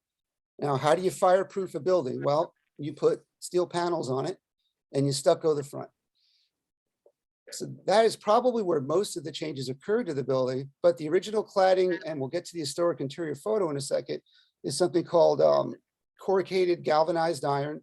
And you'll see them all over Monterey County and San Benito County used in agricultural buildings. Essentially a galvanic coating put on, it actually isn't iron once we got into this time period, it would be mild steel. But that is, yes, it's a steel panel, but it's not the steel panel from that time period. The panel technology you see did not exist at that time period. And the pattern of corrugations is not what was on that building when you look at the few historic photographs we have. The remaining images you're seeing here, 5 and 6, down at the bottom of the page, just detail, there's been questions about the opening. Again, it's been fully stuccoed in front. The opening itself is probably original, the door cladding and the doors likely not. But my guess would be, again, the fabric reads 1950s to me. So it's more than likely during the Besser period where those changes were also made. Now for the interior description on the page 13, on the bottom, thank you so much. There's actually another period of occupancy on this building, and it's out of the period of significance, but it is worth noting. The reason why you see interior plaster finishes all over this building is it was occupied as a residence late in its history. And that's why you see interior plaster finishes, and you see, if you look at figure 9, you see a depth to that finish. And at that time period, or possibly even later, that multi-pane window you see there was inserted. If you look at figure 10, and if you go to the last two trusses at least, that truss pattern and size of the members does not match the other members in the front part of the building. What that tells us is that at some point that roof was modified. Now, I don't have an historic record to tell me exactly when, but the argument would be made probably before the steel panels were installed. Whether it was a capacity issue or not, we're not really clear on that. But the interior structural framework is also modified. And what I'll do now that that's fresh is let's compare that. As long as we're inside, Brian, why don't we compare it to the interior image that everybody knows so well in town on page 15?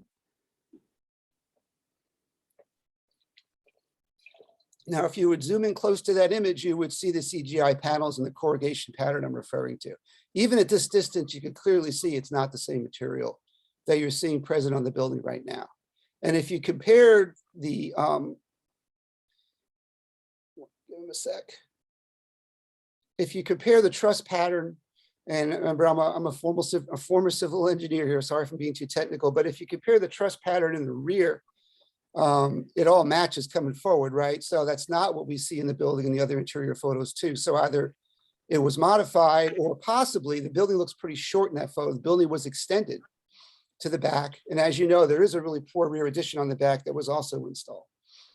So I wanted just I mean, the evidence is here to make an integrity argument. The evidence is not somewhere else.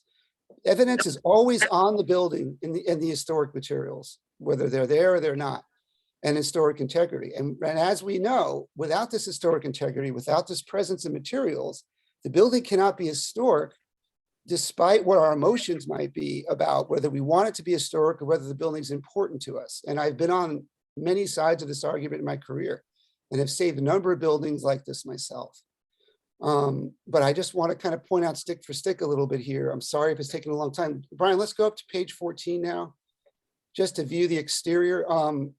The San Juan Bautista archives have a view of the bottom image, figure 12, from a slightly different angle. There's been talk about a telephone pole. Just quickly, anybody that looks at the one pole and the other pole, the pole out there now is not the same pole. Could have been put in the same place, who knows? If we look at it from my angle, what you essentially had happen in this Besser time period is for change in use, no longer garage use, no longer automobile related. He needed to install a fireproof building to adequately have a welding shop inside of it. And that's what you see reflected down on the bottom. Now, of course, since then that front concrete portico has been removed.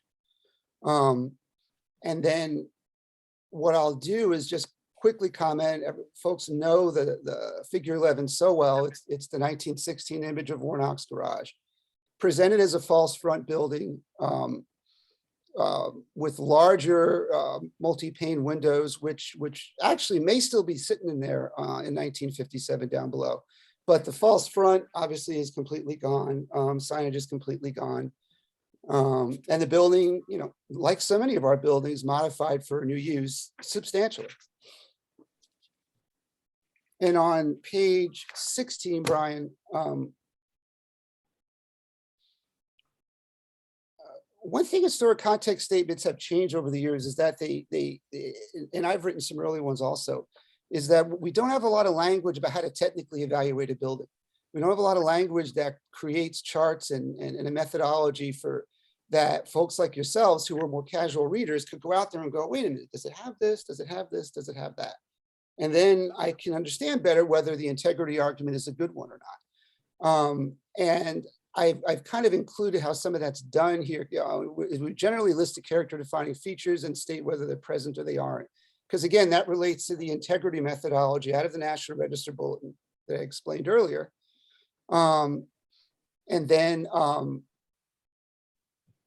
what newer context statements have done, say from maybe 2010 on, is to basically have what we call integrity charts for eligibility criteria and integrity thresholds. And they ask questions like, is it the original, is it the original roof line? Is the original ornamentation on the building there? Does the building have the correct pattern of windows and doors based on the period of significance? Is the cladding original? Are the window openings original to the building? Again, related to the period of significance. The answer in that case in all these questions is it's not. If you can make a form argument, you can make a form argument based on the fact that you have an opening in the front and you have a gable roof form beneath it. That's about as far as we can do with that. Now on the chronology,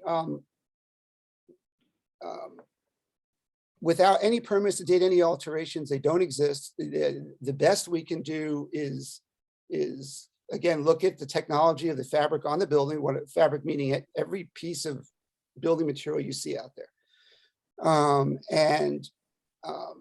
Date relative to when these different types of technologies came in and were used in the building trades. And that's what I've outlined there. I won't go into every detail, but now that I've really gotten a chance to corroborate the historic development and the ownership, it seems pretty clear to me that most of the changes were modified by that Besser ownership period for the welding shop conversion. And that's detailed down there if folks wish to take a look. Since 34 Pierce Street's remaining in the proposed project, I'm not going to spend a lot of time on that, and it's all in the document there in the next pages. I'm sure you guys have read a million historic context developments. That's been laid out in the next pages. And I'll just go to property occupancy on page 21 and try to shorten this if I can for everybody. Again, we don't have, there we go, thank you. We don't have city directories. Luckily, we have telephone directories that get us just about back to when this building's heyday was. We'll say from around 1915, 1911 to early 1930s. And by doing that, we can get an idea of roughly when the building was used as a garage, roughly when people occupied the building. Now, a commercial building is a little different than historic significance for a house. And if you read National Register Bulletin 32, which is a critical bulletin on how we evaluate associations for significant persons, and I'll leave that for the future. But one of the primary things we need to look at is, was it occupied by a significant person during the time period that they contributed whatever the historic significance is? And that's why we try to use directories and other kinds of things to get an idea of when and where people did. Also, what were their careers before and after the subject property's period of significance. And that is all outlined. It's very detailed.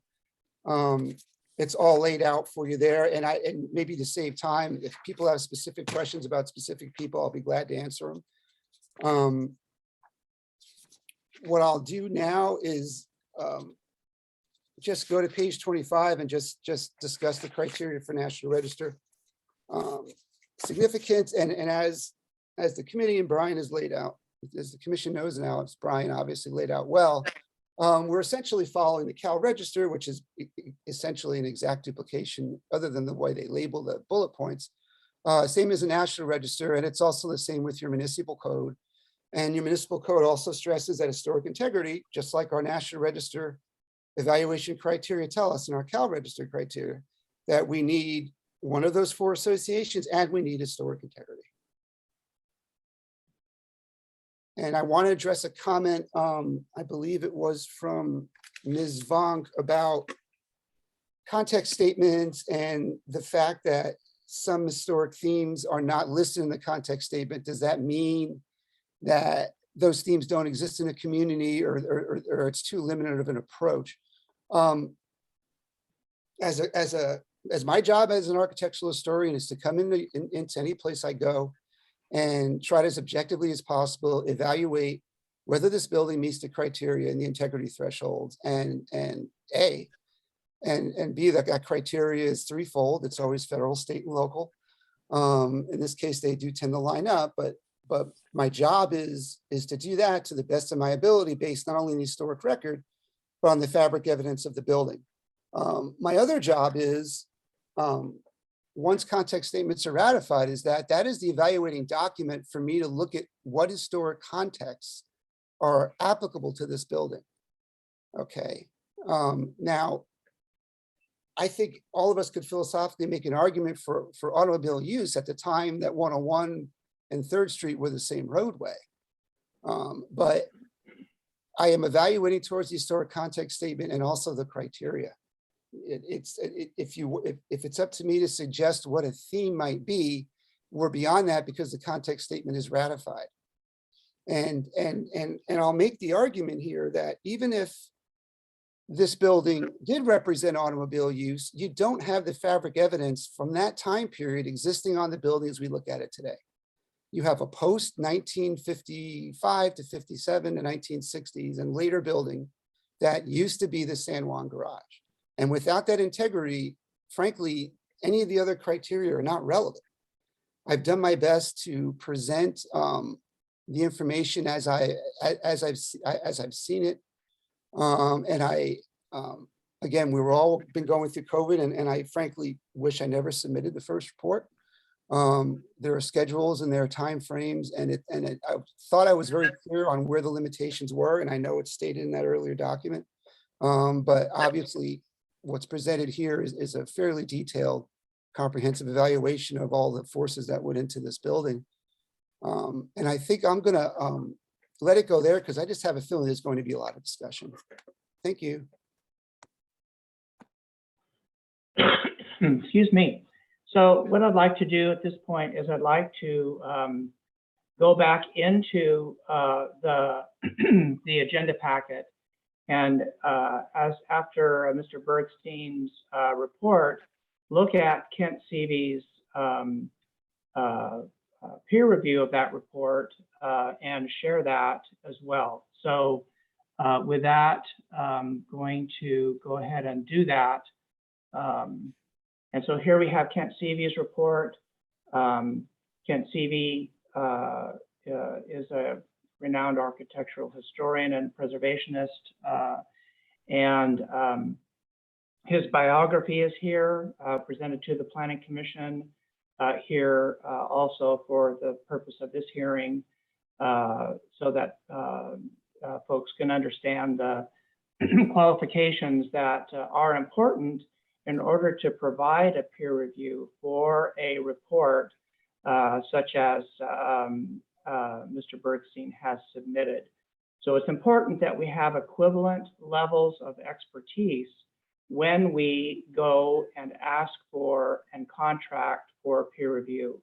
And certainly I think Mr. Seavey's knowledge of the community and his training, his experience, and his knowledge are equivalent to Mr. Bergstein's. And so here we have and I didn't reference this in the staff report, his evaluation of the application of National Register criteria and his evaluation of the past consultant's report. And I have to note that in the invoice that we received from Mr. Seavey for this report, he did compliment Mr. Bergstein for an excellent report. And so I have to make sure that everyone understands that the peer review that we did ask for in this case is what was required by the National Association for Architectural Historians for conduct of peer reviews like this. And so, with that, I think that covers the substantial evidence portion of the CEQA review. I think it's pretty clear that we do have substantial evidence from Mr. Bergstein. We have substantial evidence from Kent Seavey as peer reviewer, and I think it's sufficient to support a finding of exemption. Now, I just have to say that we do have comments from the public, and we'd like to review those when the commission asks us to do that part of the public comment portion of the HRB's hearing. So with that concludes the staff report.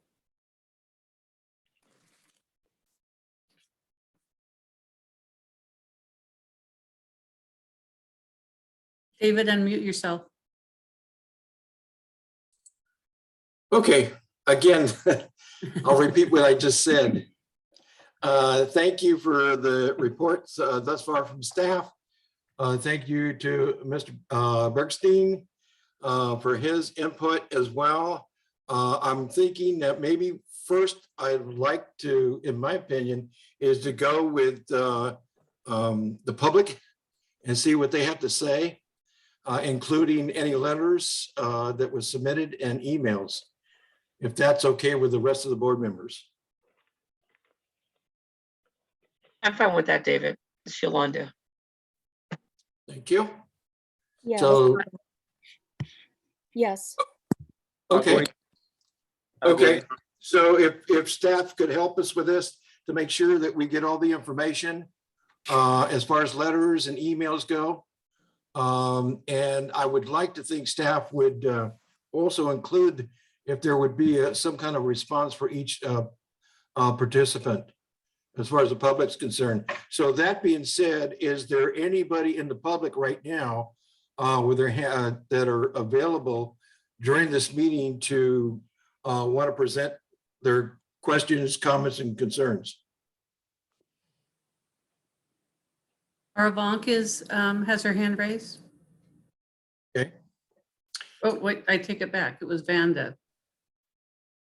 Okay, you want to tell them how much time they got and that kind of a thing, or? Yes. You have Yep. 3 minutes to speak. Vanda Guibert. So. Let me see. Yes, and I do have emails and comments that were submitted by both Caravank and Vanda Geber for this project. And I have them available to share screen if you like, and or Ms. Geber and Vanda can reference their comments. These were all provided to the Planning Commission. And I think that based on previous comments that we've seen, it's important, that the public have an opportunity to review the material if that's desirable, if Ms. Bonk and Ms. Geber want that to occur. So I do have that information. Again, I'm asking if there's any hand raised as far as the public that can immediately address us. Brian, Please, as I'm not Please co-host, I'm recognize afraid them. you're going to have to take care of that. Okay. I do have Kara. Let's see, Kara, and I'll ask her to unmute.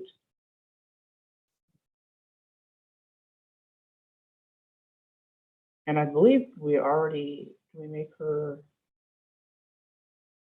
She has Kara, permission. are you there? Kara has permission to talk now.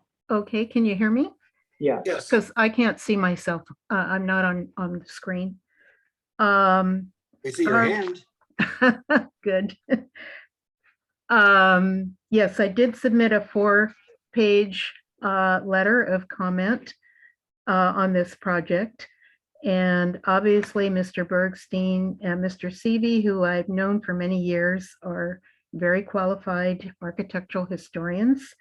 But I think they're missing the boat on this one. And I would like to argue that we can submit substantial evidence to show that this property is actually a historic resource for the city of San Juan Bautista, and as such, it should not be demolished.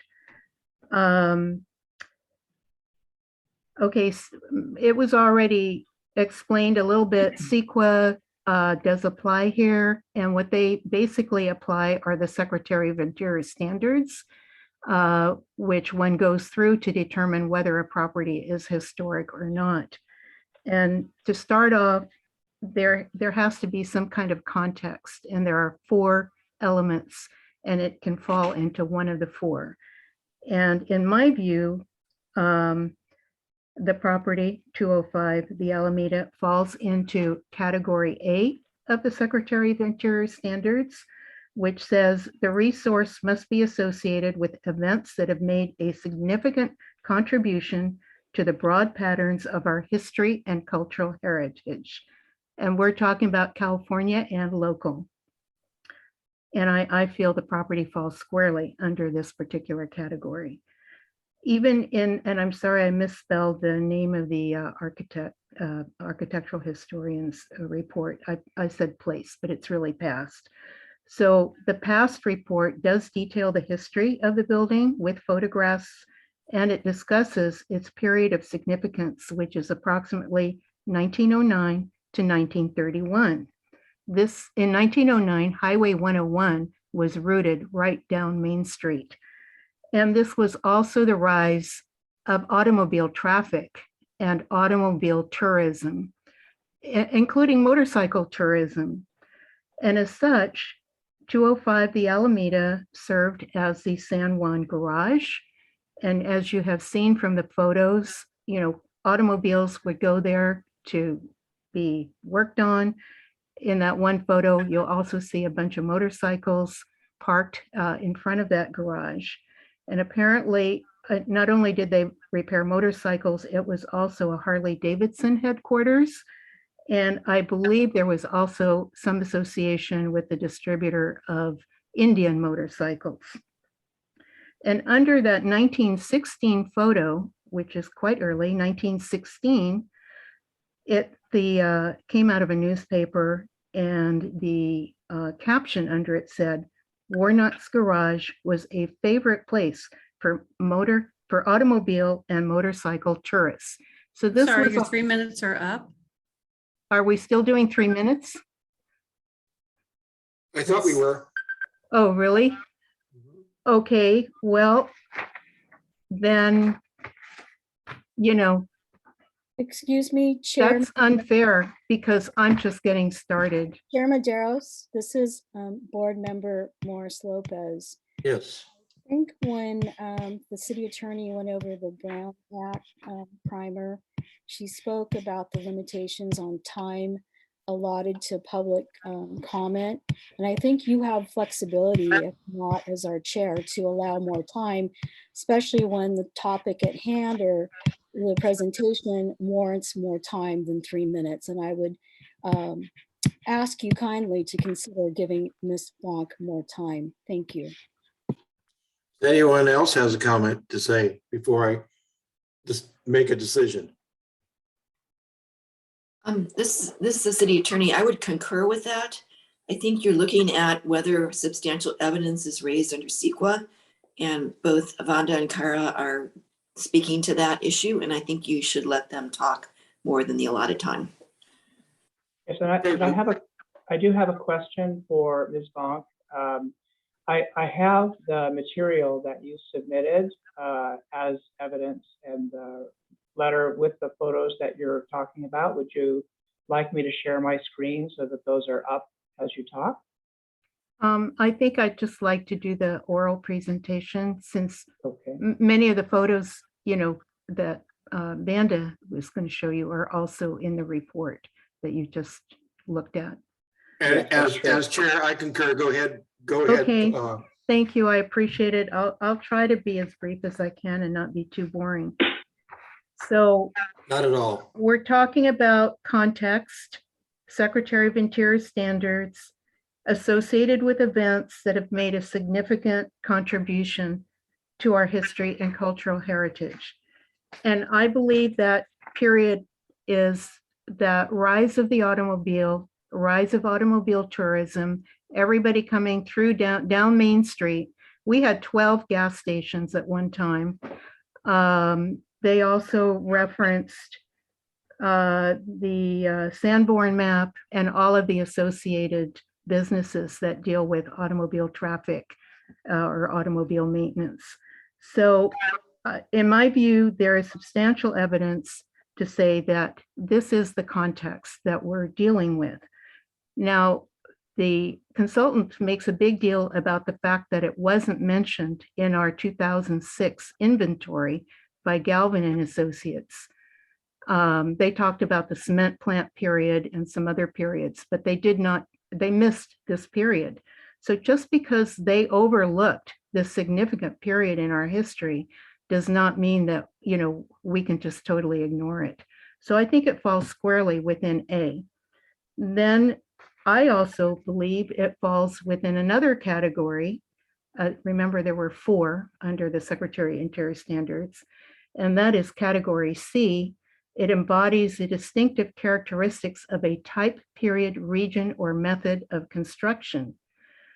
And this is a large corrugated metal warehouse, utilitarian structure that was prevalent during the 19th and early 20th century.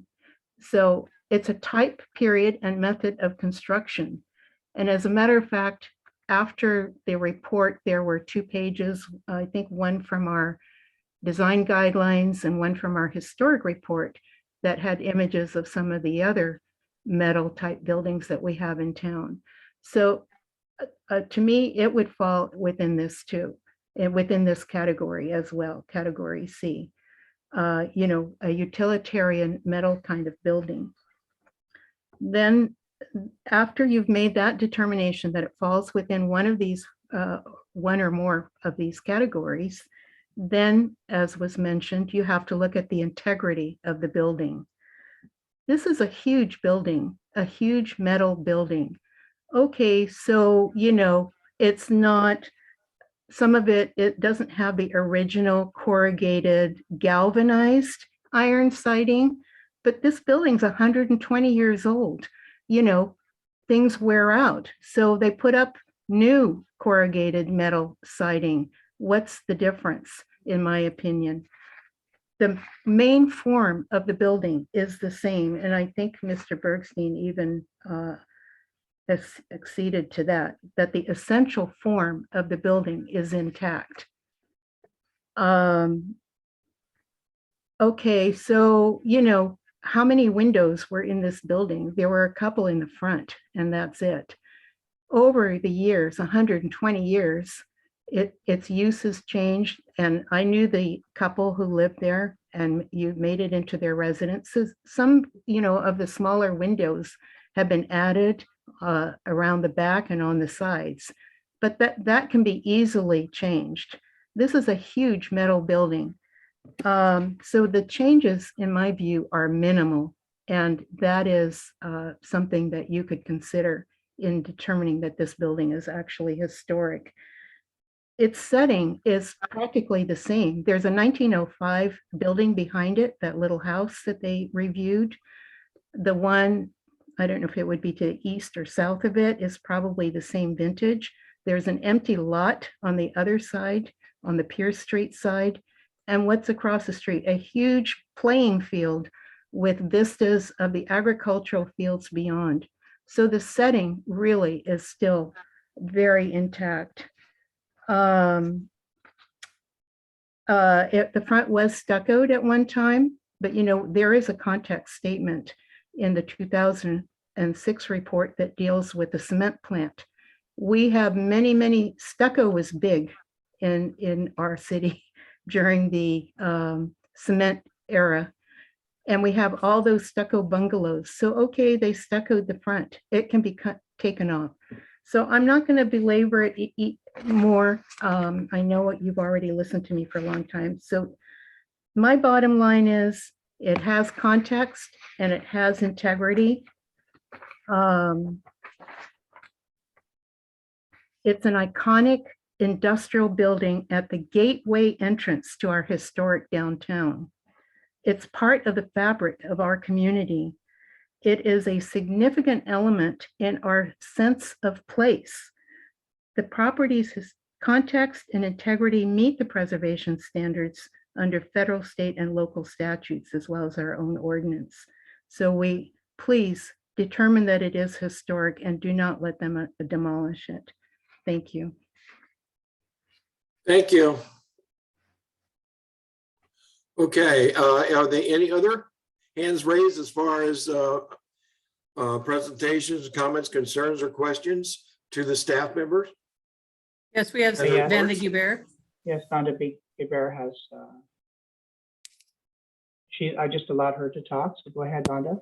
Thank you. Good evening, commissioners and staff. I did send you my comments and I have a prepared statement, but before I do that, I wanted to address something that Brian said about National Register criteria. We're not really asking that this building be placed on the National Register. We can lower the bar a little bit. And in a comment that past consultant made, the 2006 inventory did include the 205, the Alameda.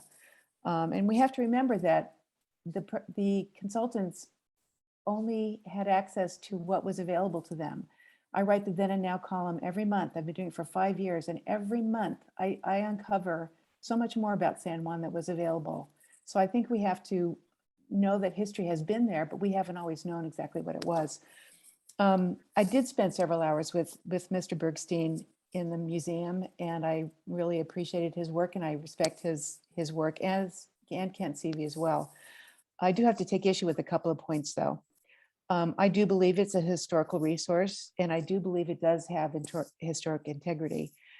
The Department of the Interior defines historic integrity as the ability of a property to convey its historical associations or attributes, and it uses 7 aspects of integrity to evaluate the properties.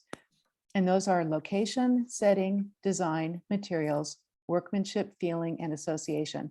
And that was in your packet that Mr. Bergstein presented those items as well. I see it differently. As far as location and setting, one of the photos in your packet includes a photo of the old San Juan Garage, 1916. It says it was a favorite stopping place for automobile and motorcycle tourists. Heritage tourism is a big deal. The Historical Society is trying to promote it. We've bought highway signs to be placed on 3rd Street, and we really should be taking advantage of that and not ignoring it and taking it down. I think that building introduces and establishes the ambiance, the feeling of the aesthetic or historic sense of the genuine blue collar San Juan. You know, people say it's not very pretty, it's not a great gateway, it's not Carmel. Well, we're not Carmel, we don't want to be Carmel. Another item that was in your packet was a picture of the lady in the car. This was a woman sitting in an old, like a 1920 car, looking out the back window. She's inside the San Juan Garage. That photo was chosen by the South Valley Bank to be enlarged and hung in the South Valley Bank until it closed in 2014. So that, I think that speaks to the importance of that image.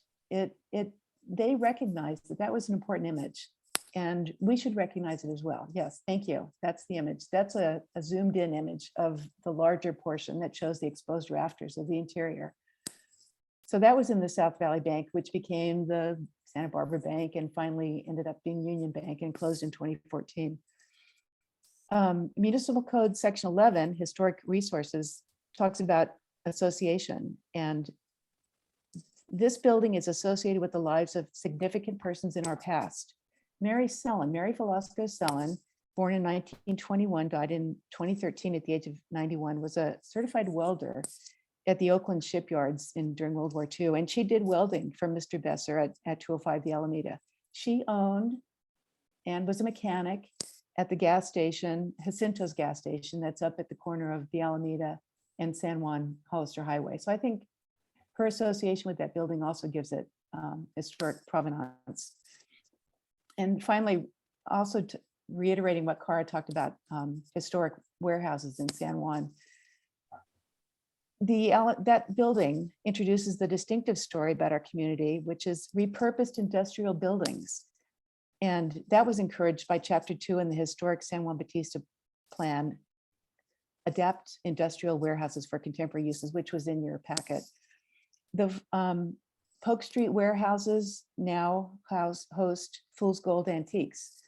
The Peterson warehouse, Betancourt warehouse, Diaz Garage on 3rd Street is now a Baines warehouse at 507 3rd. The Botello potato shed is now Ponzini's Insulation at 55 McCollum. The former Regus spinach packing shed on 4th Street is now El Teatro Campesino. The Abbey Company storage buildings on 3rd Street are now San Juan Bakery Storage, and the former San Juan School, and then the IOOF, is now retail on 3rd Street. Surely those buildings underwent modification to accommodate their current uses. And things change over time, but I think their historical integrity remains. So, and there were at least a dozen gas stations in town. The Luck Museum, which houses the historical archives, was a gas station. And the TTK thrift store on the Alameda and Franklin was a gas station. So buildings have been repurposed and can be repurposed, and that's kind of San Juan's signature. We don't have to build up something new and something pretty. We have buildings that speak, that tell a story. And I think that's what people are interested in. And San Juan really needs to market heritage tourism. We need to bank on what we have and not be like any town USA.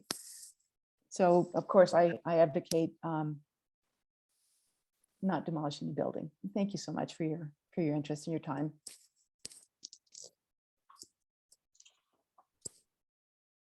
Thank you, Vanda.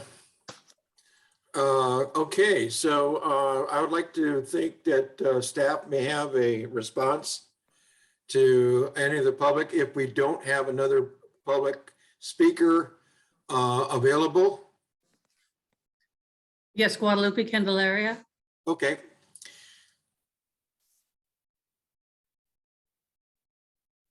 Go ahead. Go ahead. Candelaria, go ahead. There you go. Yeah, You you hear can me now? talk now.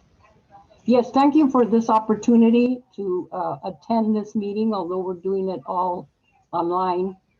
I'm very happy that we're able to listen to everybody's opinion and all of the service that you are providing for us. Thank you, all of you on the board. Thank you very much. I am concerned because I live right across the street from this building. And I've been here almost 46 years. And the reason I moved here from San Jose was because of the spirituality of San Juan Bautista, the mission, the grounds, the history. My dad was a great historian. He loved the books. He read everything up on California history. And it went back to the Tiburcio Vasquez era, the cowboys, everything. He passed that on to us, the love of history. And that's what our family is known for. When we decided to make this our home and raise our children here, it was because that was the underlying reason for being here. There are larger cities, there's fancy malls and beautiful shopping malls and stores, but they do not have the richness that we have here. It's the spirituality of the town with the mission and the way of life that makes it very beautiful for our children, and I would wish it for my great grandchildren and on, even the great grandchildren. I really would appreciate this commission to consider this very carefully. When you lose something or you destroy something and the memory is gone. We do have a very close schoolyard, not very far from this corner. These children, when they go on tours and they study the mission, the teachers also walk with their kids and they also talk about the history of the town. So we are educating the young children also on how we are here, a very special community, a moment in time that, thankful to the historians and the people that are involved in keeping it alive, will remain, I hope, for many generations. I think we need to really consider before you tear something down, what the loss would be. The memory of Mary Velasco, my friend, all her community work, all her volunteerism, all her love of her neighbors, and saying all to my children, where are you going? I know your mom, I know where she is. So we were all a good community that we all raised our kids together. And I think that's what we need to leave in our heritage so that we are good custodians of this beautiful town. I agree with the concern that's been raised, and I'm grateful for the opportunity to connect with you people, and maybe if you need it in writing, I would be glad to put it in writing. And thank you for your service. Thank you. Thank you, Mrs. Candelaria. Are there any other speakers from the public? Yes, we have EJ Sabatia. Hello, EJ? hello. Can you guys hear Go me? ahead, EJ. We hear you. Go ahead. As an engineer, I just wanted to speak up and say, engineers, what I do is my profession. I really appreciated Mr. Bernstein's presentation, and there's a lot of his findings were like he said, based in fact, based in kind of that uncovering the history of what's there. And my wife and I moved here to this town, like a lot of others have said, to be in the small town environment, to be away from San Jose and a lot of that busyness. But my personal opinion is that you don't have to not bring in new buildings, not bring in new businesses and things that the town may need. That doesn't mean you're destroying history. You can still serve that history and still serve the small town feel, environment, and the soul of the town, while still bringing things in that people here need. Nobody wants a Target or a Starbucks or anything like that. We can all travel when we want those things, but new businesses, new restaurants, and the like are things that will keep San Juan and keep the 3rd Street district alive. That's all. Thank you.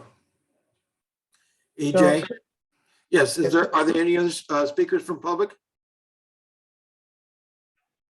So this is Brian. I noticed that Seth, Mr. Bergstein had his hand up. I don't know if he still wants to respond to any of the comments. I think that is an important opportunity. So I'd like to go ahead and do that. And go ahead, Mr. Bergstein. Thank you, everybody. I'm assuming you can hear me fine. Yes. It's a fascinating and spirited discussion. I really appreciate all of it.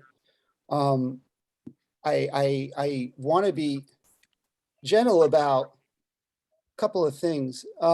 First off, I can evaluate these buildings based on what's presented in the historical record, what's available at the time I do it, and what's on the building relative to the criteria and your ordinance. I've been doing it in the historic side of things for, I'd say, a quarter of a century. You have a peer review from a gentleman who has been doing this for almost 50 years, who actually was the first architectural historian to survey San Juan Bautista.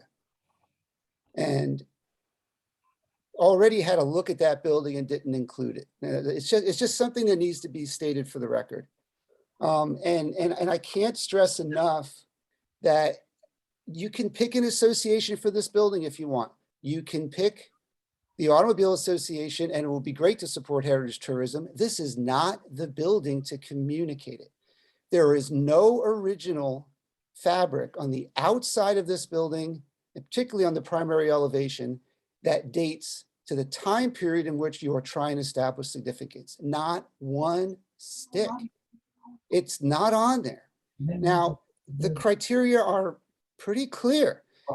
If you want me to spend more time, I'll be glad to do it. And Brian wants to put up my integrity analysis in the report. Maybe we should just do that. So why don't I find it? And we'll take a look. And while we're doing that, the interior historic photo that I know is so prized in the community, and I understand why, basically demonstrates why it doesn't have historic integrity. You can't put any kind of cladding on a building. Yeah, it's still made out of metal.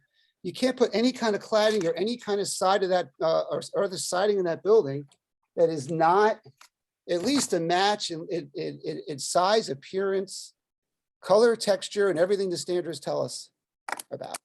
Okay.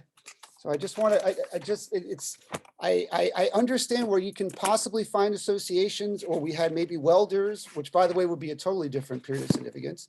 And I appreciate how everybody's uncovering information on this, but and the only statement I'll make about qualifications, because I don't know in detail the qualifications of the commenters, particularly Vonda and Kara, but they are not seasoned architectural historians with a background in civil and structural engineering that understands the technical aspects of buildings and how to evaluate them. And I think that has to have some weight in this conversation. You know, I mean, I wish we could all sit around a big, long table as friends and just talk about it and make a decision that way. It'd be great if we could, you know, but there has to be some reason why I've spent 25 years doing this and why I got myself so educated and why I am extremely careful on the projects I take. And I'm pretty sure I've got the codes on my side before I take projects. And you cannot ignore integrity. You can't just say the building's in the same location. Yeah, it's in the same location. That's one aspect of historic integrity. So I'm going to run us over to that analysis right now. Brian, give me a sec.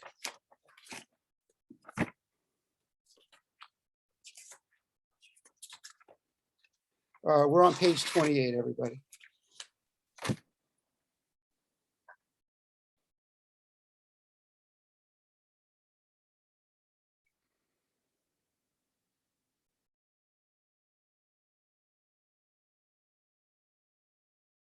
Okay, now what I'll do is kind of blend this in with primarily Kara's comments, because I think she obviously read the report and spent time thinking about it and thinking about integrity, and I'm sure has a degree of knowledge of it at her level. But if we're going to take an association for automobile use, which she is campaigning, then I'll ask everybody out here watching this, does that building look like an automobile garage to you anymore?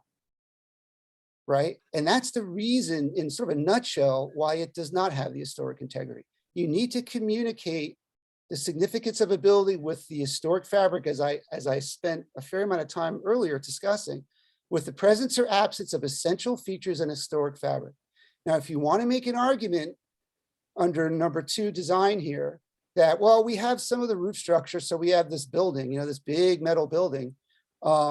So yeah, we have a gable roof form, so that shows the design of the building. All right, that's one aspect of the design of the building, but the design of the building is a whole lot of other things, as this paragraph explains. You know, what you have right now is essentially a modern building repurposed from an older building. Okay, you have a conversion to some kind of shop. That's essentially what happened. Now, when you go to materials, there is, unless you want to make an argument with me, again, based on your level of experience in mind, are the physical elements that were combined or deposited during a particular period of time and pattern or configuration to form historic property. Okay, yeah, it got reclad in metal. It got reclad in metal siding. It did not get reclad in a modular metal building whose technology occurred during the time this building was constructed and to the time that you're trying to establish this association. There is no integrity of materials. And with all this exterior stuff gone, you want to bring more historians to argue this with me, I'll be glad to do it. There's no integrity of workmanship. Now, if you're going after level C or California 3, architectural design and type of period and method of construction has the highest standards for physical historic integrity on the building. If you're going for architectural design, say you had a Victorian house and it got changed in 4 different elevations, are you going to say it's just in its original location, but it's not, it's no longer a Victorian house, if you forgive the analogy. Actually, it's not a great one. So if we're expressing a feeling at level A, which is what Kara is talking about here, then do the materials, the integrity of the building reflect that time period for automobile use? The answer is flat out no. And I'm trying to. Excuse me, this is Board Member Morris Lopez. I'd like to address quickly and briefly with Chair Medeiros. I do not appreciate the stance and the tone of the speaker. He is invalidating and disrespecting our 2 comments of members of the historical board.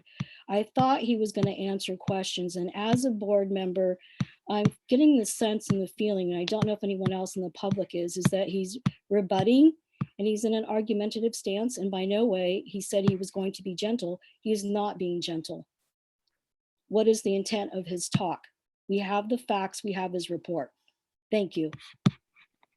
Noted, Board Member Morris Lopez. You can go on now. Hello? Yes, go ahead, Seth.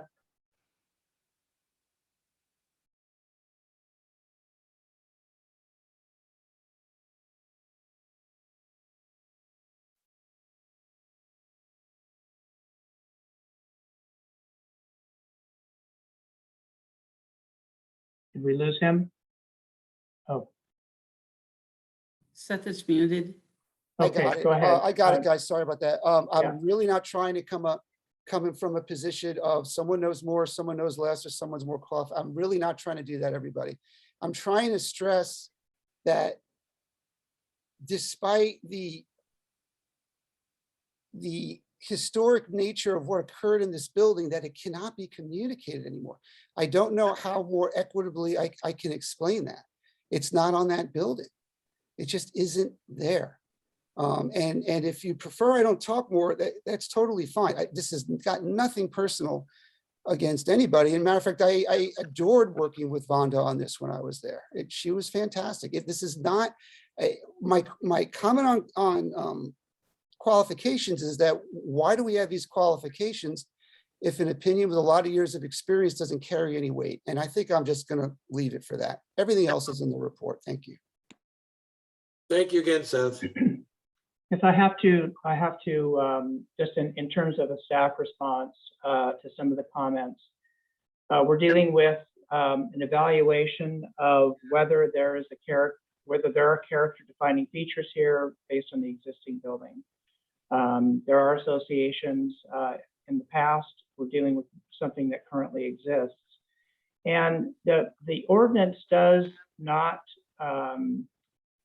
empower the Historical Society to, although, you know, in the public hearing process here, we want to encourage substantial evidence from any source, you know, provided that it's equivalent evidence, then it can be considered comparable substantial evidence and then weighed equally with the substantial evidence that's there.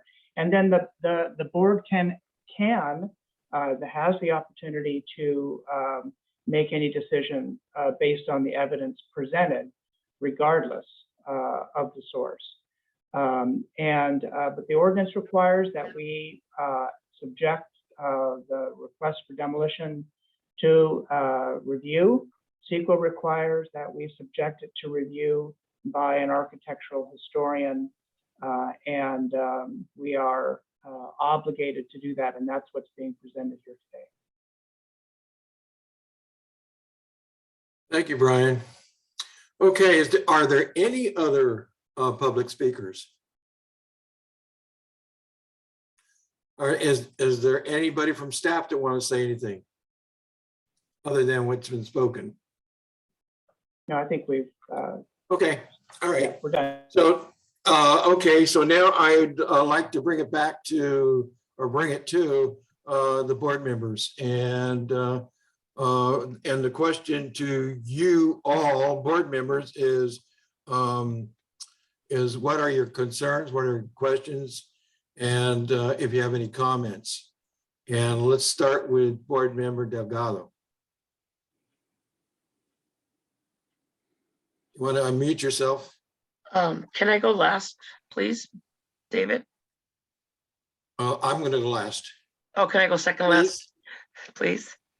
Can I go second last? Yes. Okay. Not a problem. Any other board member want to speak right now?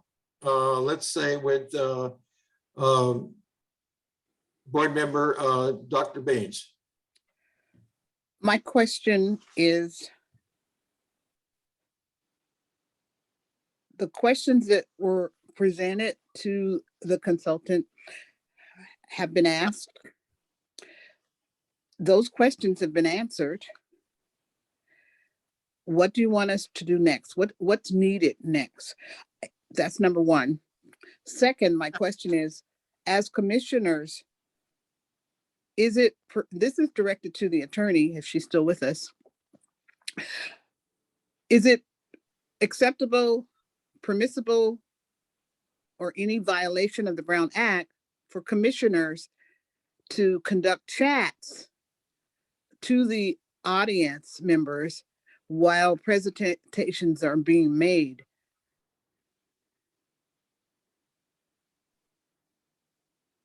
Are those your two questions? Yes, sir. Okay, I'll take the first one, Deb.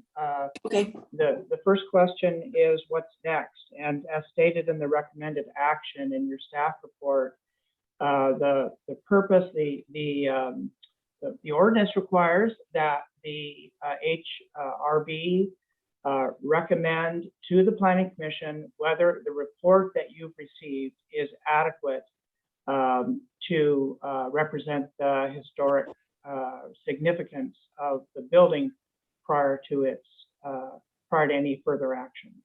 Keeping in mind that your decision regarding the adequacy of the report has a bearing on the CEQA status of the project before the Planning Commission. The purpose here for you, for the HRB, is to recommend to the Planning Commission the adequacy of this report for their purpose in establishing the CEQA status of the project. So it's a little, it's a little bit convoluted, but the purpose is for you to support or not support the CEQA status of the project when it gets to the Planning Commission.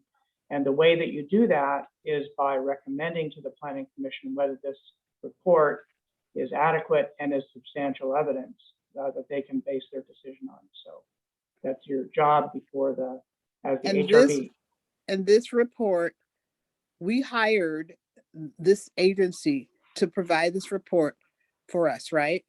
Well, the applicants hired Mr. Bergstein, and we hired, because of that, we want to make sure that the report is objective and technically sufficient, and it does what the Society of Architectural Historians say it should include, and that it's represents the best state-of-the-art analysis. And so we want to hire somebody with equivalent expertise, and we did that. And Kent Seavey provided that review, equivalent review. So Kent Seavey is the peer reviewer we hired to assess the adequacy of Mr. Bergstein's report. And Mr. Bergstein's report, yeah, Mr. Bergstein was hired by the applicant, and that's the reason that we hired Kent Seavey. And they did their job. Yes. Yeah. And my second question was, according to the Brown Act, is it permissible for the sitting commissioners to conduct chats with the audience members while the presentations are being made? So I would say that's not appropriate, that this discussion should be on the record, and the person from the public already made their comments, and so they shouldn't be chatting more with a planning commissioner and then having that planning commissioner represent their views. Brian, if I'm oversimplifying this, the question I think you have in front of you today is you're looking at the CEQA analysis and you're trying to determine whether there's substantial evidence to support putting this on the historic, making this historic. Therefore, the CEQA doesn't work. You're going to have to go back and do an EIR. And, I think it's as simple as that. You have substantial evidence that this is a historic property, that therefore you can't demolish it because more CEQA needs to be done? Or do you have substantial evidence that it's a not historical property, and therefore you can move forward on the exemption that's proposed by staff? So, I know Brian has a lot of information there, and I hope I didn't make it too simple, but I think it really is, almost that simple. And I hope you don't disagree with me, Brian. No, I think that's just fine. Yeah. Yes. And I appreciate any simplification here. So there's a lot of case law, and there's a whole government code section on CEQA and historic resources review that we use and advising the commission that we don't need to get into the weeds about. So simplification is awesome. Thank you. This is Cara. I'd like to just say something. You're not approving or Excuse me, disapproving, you're not approving the report. You're deciding if the property is historic or not historic under CEQA, period. Excuse me, but the report addresses the subject of whether the property is an historic resource. And so that is the purpose of, according to the ordinance, that is the purpose of HRB's review on the project. And what I heard was the city attorney's clarification of the proceedings. And we have a city attorney to do that, just that. So what else do we need now? If people disagree or if they agree, you know, there's nothing that we can do that as commissioner. We cannot change agreement or disagreement. However, we can act in the legal capacity which our positions put us in. And so that's what our next move is to act, right? Not to continually discuss and have opinions. Correct. That will go on indefinitely. Yes, correct. Yeah, and I'd like to, being I'm chair, I'd just like to say that we're all new at this, you might say, and when it comes to, and it's always going to be something new that maybe we haven't even heard about. And I'd like to think that we would respect each individual when they have to say something, that we remain silent until they've been heard to complete. And hopefully I will acknowledge again if somebody else has to speak and ask any questions. So let me put that out there. I am trying to allow as much information to get out as possible, and that's my goal right now. And so far that's been working good. But I do ask every one of us to make sure that we allow enough time for everybody and try to respect the fact that they have something to say. So that being said, I agree. board member, I do you don't have argue further? with that. Yeah. But and- however, it's disconcerting and a bit distracting if chats are going on from the commissioners or a commissioners with the public while presentations are being made. And thank you, that's noted too as well. Thank you. Are there any other board members at this time that has their hands raised that they would like to say something as far as comments, concerns, or questions to staff?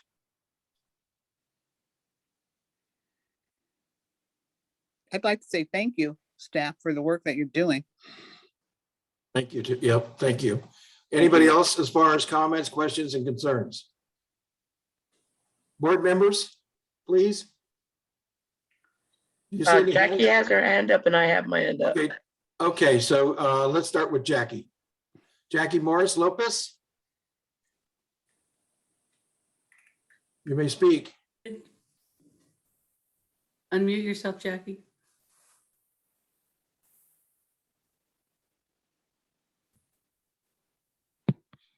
Sorry about that, it's late. I just want to say thank you Yes. for all the speakers in the audience, the public that did speak, that provided written testimony and gave very insightful comments, because I feel that I'm sitting here on this board as an HRB member, really to represent my community and those of you that speak. Staff, you know, I'm sorry, you do a great job, but my priority is representing the community. And I felt that there was expertise, even though they may not hold multiple degrees, such as the architectural historians or CVs as impressive, but they are volunteers and they give selfishly of themselves to track and comment and investigate our history. And I agree with Wanda Goubert. History is fluid. It's not a finite that you put it in a box. And maybe whoever did the evaluation back in 2006 just failed to recognize the historical importance of 205 the Alameda.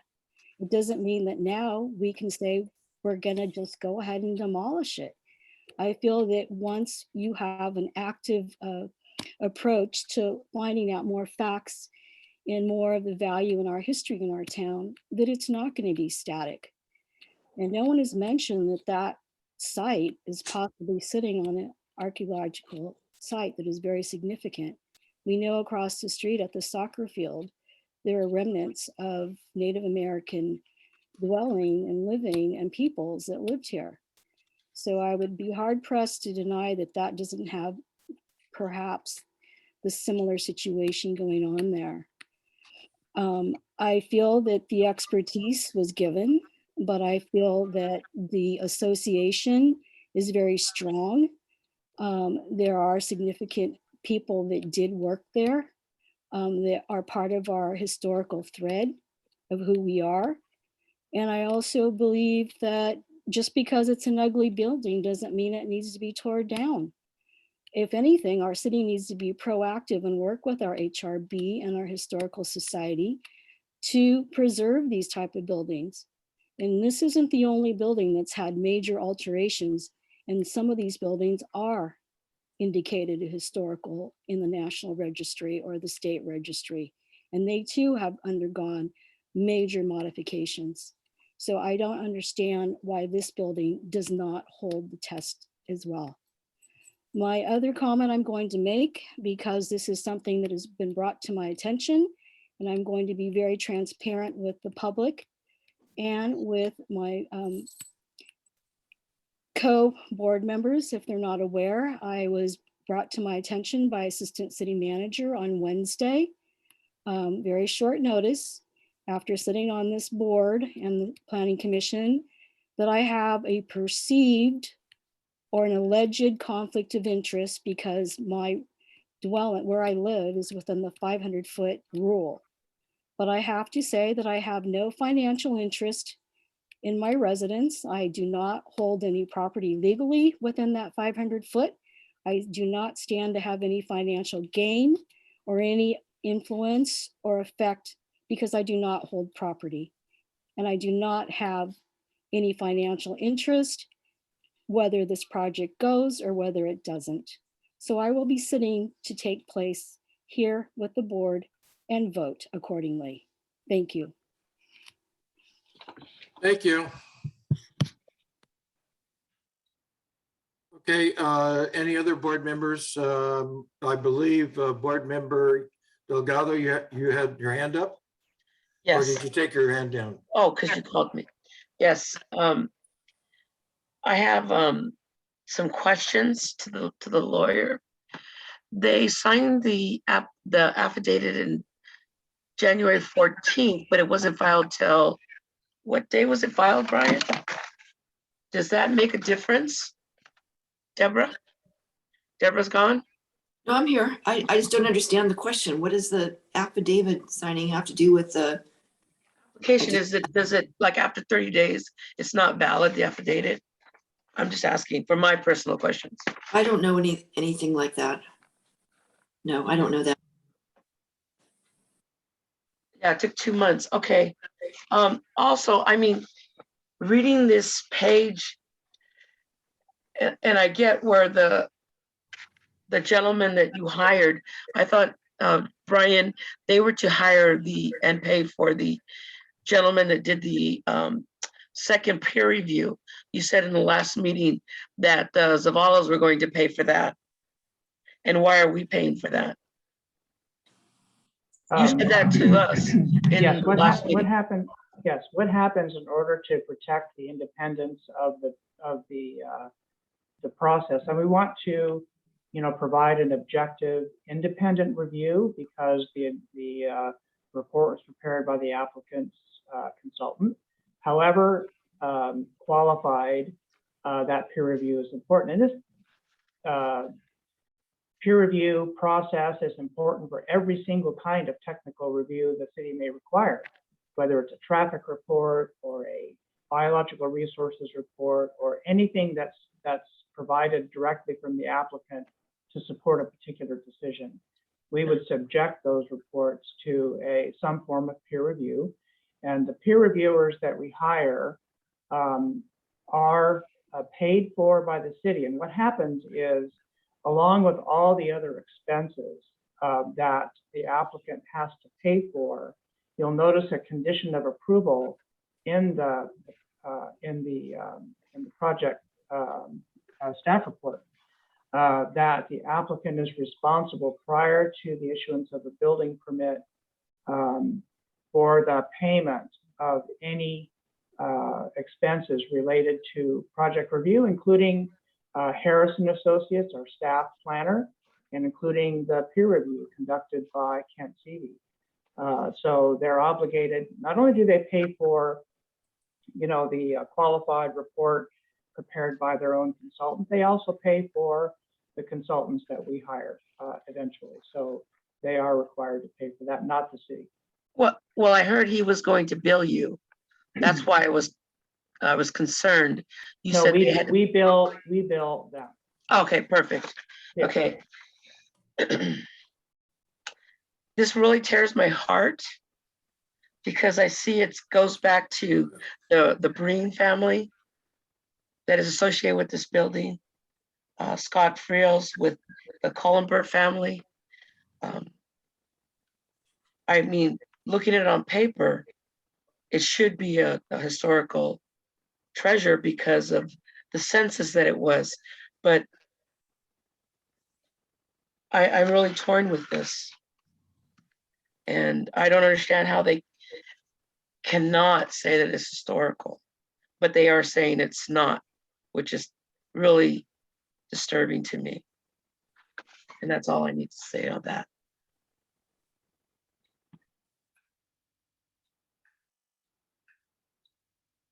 That's, are you finished, Yolanda?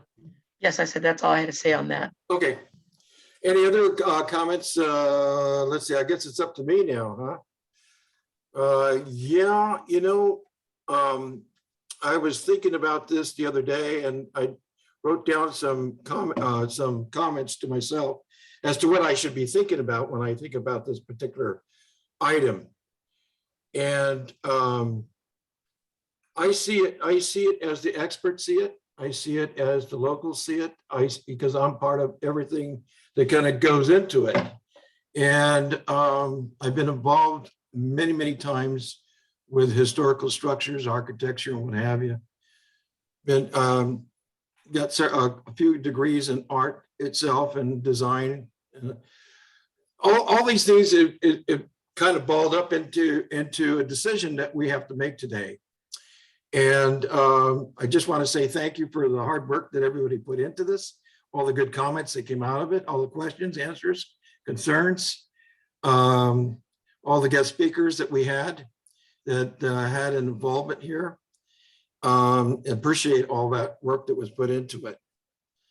But I'm kind of like on the fence where I'm going to go on a decision, but I still got to ask the question, where are we going to go from here? And the one thing I want to ask is a motion that we need to come forward with so we can push something forward with some answers here. And my decision, as far as I'm concerned, I have to go with what I've heard today, what's come across the plate as far as understanding what the experts have to say, what is in the heart and soul of this community, what I think is considered to be historical. And right now, I'm in favor of the recommendation that this is not a historical building. And it saddens me to say that, but that's what I'm in favor of. But still, let's make a motion here. And the motion here is to consider that this building is not to be considered, it's not significant resources for historical purposes. And who's going to lead the motion? If that's going to be motion or any motion that's going to come out, let's start with that. I would like to say something right before the motion is made to, as an addendum to my comment, that the building can be emotionally historical. That people can have feelings about it because it has a history with them, and that's understandable. I can clearly understand. However, technically and architecturally, if it's by the professional, if it's discerned not to be, those are the facts. We can't argue with the facts. We can only state that, yes, it's emotional significance to the building. It has history here for the many people, generations and generations. And I understand thoroughly and utterly what it means to be connected to history. However, that's an emotional attachment. And when you're talking about a structure, the architecture of it and the technicalities that are involved in designating a building a historical structure, then that's a different subject. Okay, that's a different direction. So we have to move in the direction of which we get the professional opinion about. But keeping in fact, yes, there are emotions attached, and then historically, it's an emotional structure. Maybe there's something that we can done to preserve the emotional historical factor, and yet move on to with whatever project that's designated for it to happen. I say that. Thank you. Okay, so who's going to start with an motion here? Luis has his hand up, David. I'm sorry. Oh, Luis, yes, I'm sorry. Board member Luis Machan, please, you have any comments, questions, or concerns? Remember me? Yes, I remember you. I'm glad we got a hand for you. Well, I think this is a tough decision, but I think we need to know or to learn to know what kind of fight we need, what kind of war we need to fight. And I think after listen this expert about this building and read the report and everything and see the pictures, I think this building, as Dr. Ben says, is most emotional than practical to say. I know something about buildings, and I saw these pictures, and to me, basically is try to save four walls. That's it. And to me, it's I'm want to move forward in the decision to about the the recommendation from the city. So it's hard for me to say this one, but because how much I fight for the historical buildings, how much we fought for to save the Casa Rosa and many historical buildings in town. But I think this one is something that we cannot fight. That's all. That's it for the moment. Thank you, David. You're welcome. Thank you, Board Member Machan. Being that we're spending so much time on it, I think I would like to share with you my thoughts that I had after the first meeting on this particular subject. And I wrote them down before this meeting, and here's what I was toying with as far as my thoughts about this, and starting off with, in its history, when you're talking about the shed or building or utility shed or barn, whatever that was, whatever it is that's on the Alameda at 205, the Alameda. In its history, it appears no attempts were made to preserve the building for historical purposes. And also, most alterations to the buildings have been to modify its structure for the purpose of other than historical preservation. The building does not appear nor currently exist to look anywhere in the appearance of its original appearance. The building itself, through history, never adhered to any importance of historical significance other than to serve as a candidate for modification.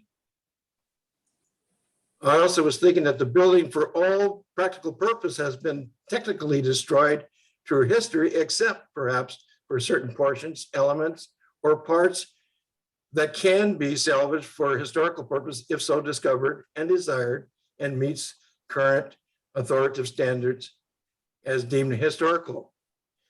It was stated perhaps that the building should be preserved because it's typical of San Juan Bautista as a little city town built around a community of agricultural families and homes with farming sheds as and contributing to the economy of the community and its industry. Significant regionally within the confines, nationally stooped in historically in farming, ranching, and agriculture. But the building itself at 205 the Alameda is now less significant than any other buildings that already are preserved within the city of San Juan Bautista, serving that very purpose. The building in question to be demolished does not exist except perhaps certain parts. If in its original state, it is historically significant and that important, it can be rebuilt elsewhere along with salvaged parts and preserved as such. The relocation, the new building or development at 205 the Alameda, if desired, may include all or parts or portions of the historic presence once seen and experienced at or near the subject property. How many times do we have to see and hear regional, state, and federal regulations interpreted by individuals of good intentions purport the significance of history resources to any item deemed historic because they seem so regardless of the facts imposed by the experts who are professed to interpret all such regulations? How can we all say the same thing and it means something different depending on who you ask? I'm going with the experts with all due respect to include in my decision what's right and intelligent by the rest who are present here in this public meeting. And also I made note to that in preparation in the future for any of the historic resources board or the planning commission meeting, it would do us good to have a packet equally as good as and well as it was done in this particular instance. Thank you. So I'd like to, at this time, unless there's something else to be said, let's entertain a motion here and where we go from there. And the question is, let me see if I can find it here just to make sure what we're trying to do here. Is to consider recommending to the Planning Commission that the building at 205 the Alameda former warehouse is not an historic resource and no discretionary action is necessary prior to demolition. Who is going to make a motion to approve or disapprove?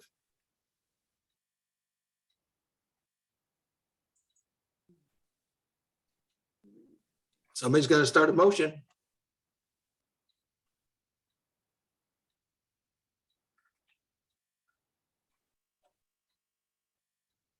Did anybody hear what I just said? Hello? I want to make the motion. Go ahead. Second it. Okay. I second the motion. I want to Okay, make- will the city clerk take a roll call of the vote? First, I need Approve or some disapprove? First, I need some clarification if board member Morris Lopez can vote. I did declare that I am not affected by the 500-foot rule. I don't know if you were listening at the time. I do not own property in the 500-foot rule. And the person I reside with does not have any financial interest and does not stand to gain from a decision either nay or yay or with if the project is approved. Therefore, this rule does not apply to me and I will be voting. Does Right. anybody have to say a response to that? Deb, I'll go ahead. It's Commissioner Morris Lopez's decision based on the knowledge that she has. And she's been a lot of conversation and advice, and this is her decision. Deborah, what do you say, Deborah Mall? So we got a advice letter from the FPPC that said basically what Commissioner Morris Lopez said. The one thing that I would say is that this is her legal residence where she registered to be on the planning commission and registered to vote. I have no financial interest in the property. You can, you do not hold a crystal ball. So under the FPPC rules, if you have if you stand to gain $2,000 invested in landscaping, etc., you might be implicated, but it's your decision and you're the one that's going to be liable, and then the city could potentially be brought into a lawsuit, but it is your decision. It is my decision and it's not an interpretation. I did discuss this situation and I'll keep it brief and concise. The timing was very suspect to me. Like I said, I sat on this board and this commission for almost a year, and it was brought to my attention at the last moment. And I can't assure that every single one of you members have been given a map. I feel that I've been singled out. I had advice and discussion with the FPPC and also outside legal counsel. So I'd like to comment on that statement, that I don't I know. received the same information that was sent to Commissioner Lopez at the same map at the same time. So I don't see anything suspect. I'm going to correct you. You did not receive it the same day. I requested that and they followed up about 48 hours later, Commissioner Baines or Board Member Baines. So you do not know the facts. Thank you. Excuse me, I received the information the same time that you received the information. That's final. Okay, a motion was made to move this forward and seconded. So let's get a roll call whether we accept or approve or disapprove the motion. Do you want me to repeat the motion No, I again? You got it, Trish? Oh, yeah. We need a roll call on the vote. Whether we Commissioner accept- Baines, Aye. Commissioner Matt Shane, Aye. Commissioner Maderas, Aye. Commissioner Morris Lopez, No, Chairperson Delgado, or excuse me, Commissioner Delgado. I abstain. Okay, all members of the board being present, the motion as stated by the maker passes 3-1-0 with Board Member Morris Lopez voting no and Board Member Delgado abstaining. Okay, so thank you all for all your contributions, your support, and your comments, questions, whatever. I'm going to close item 6, action items, and open agenda item 7, I believe. And that is comments. Do we have any comments from board members? Any further comments from board members? Raise your hand, please, and so you can be called. Acknowledged. Do we have any hands? Any further comments from board members?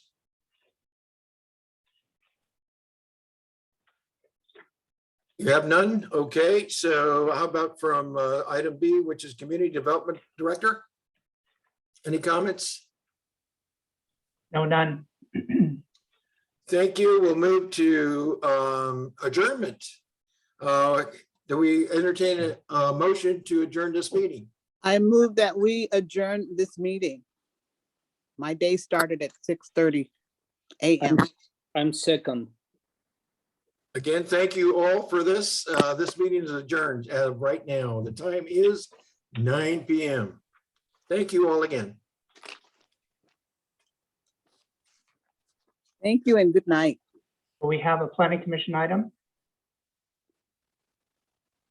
Oh, we're not done? Yeah, No, planning commission is meeting Oh, yeah. following.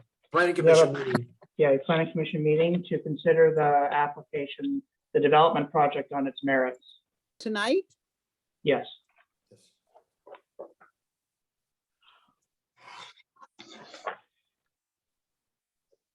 Unfortunately, for the conduct of the meeting tonight, the last hearing in December, the planning commission tabled the item. And so the whole staff report, we can abbreviate the staff report, certainly, because you did hear the information before. You have the staff report. We can ask our consultant, Harrison Associates, to provide a overview of the recommendation and the resolution primarily, if you like, since you've already considered the information. And unfortunately, though, we have to conduct the public hearing, open the public hearing. It's a noticed public hearing. It's a de novo hearing, which means it's from scratch, as if brand new. And that's what's on the agenda for tonight. But we can make some accommodations to abbreviate, summarize where necessary, and get to the chase, if you will. So, when you're ready, I can give a staff report. We have some items to go through first, and Trish, take it away. Well, our standing on the planning commission, our standing chairperson is Yolanda Delgado. If she would like to open the meeting. Yeah, are we just going into there or are we gonna take a break? Well, let's just go into this. First of all, could you take roll call, Trish, please? Certainly. Commissioner Baines, Here. Commissioner Matshane, Present. Commissioner Maderas, Here, present. Commissioner Morris Lopez, Here. Chairperson Delgado. Present. All present, thank you. Oh, the first item of the ceremony item is to select a chairperson, A, and B, select a vice chair. Does anybody have any motions to do select a chair? Permission to be recognized. I have a motion. Okay, go ahead. I motion that we keep the chairperson and the vice chairperson. I have no problem with the level of leadership they provided thus far. I want to second. Does anybody else have a motion? Yes, Chair Delgado. Yes. If so allowed, I would like to throw my hat in consideration for vice chair.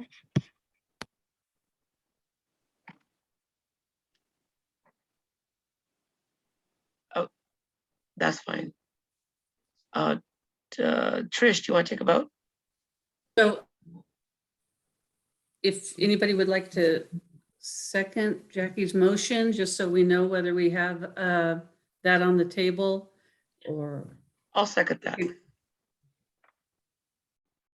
So the first one is to keep the existing chair people, and that is Chairperson Delgado, and the vice chair is it Luis? Is not David? No. No, it's you. It's me? Oh, boy. Right, so here we go. Commissioner Baines. Yes. Commissioner For, Matshane. For keeping the same chairperson and vice chair. yes.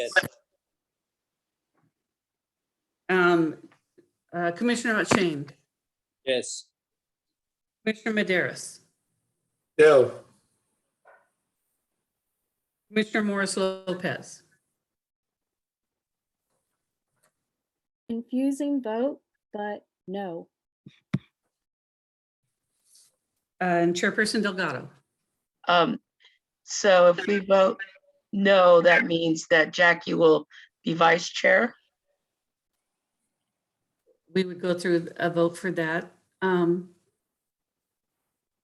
So Yes, because I would assume whichever you see that, because we could continue with a chairperson. There hasn't been any okay, changes to that part. okay, no. All right. All members of the commission being present, the motion is stated by the maker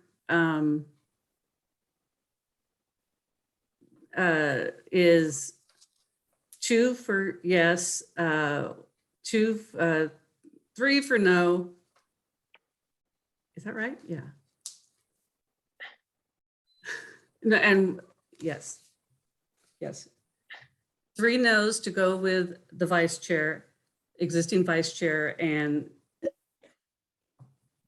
2 to keep. So yes, it would be Jackie Morris Lopez for the vice chair. Okay.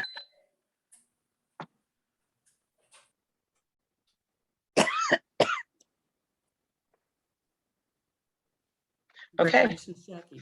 Is that how I, There we okay. go. Okay, let's move on to number 3, public comments that are not on the agenda, but within the subject matter jurisdiction of the planning committee. Is there any hands up?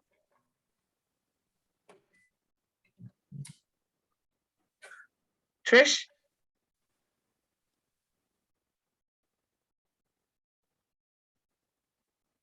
I'm sorry, Trish? say again. Say again, I was taking notes on that last one. Okay, number 3, is there any hands up in the public?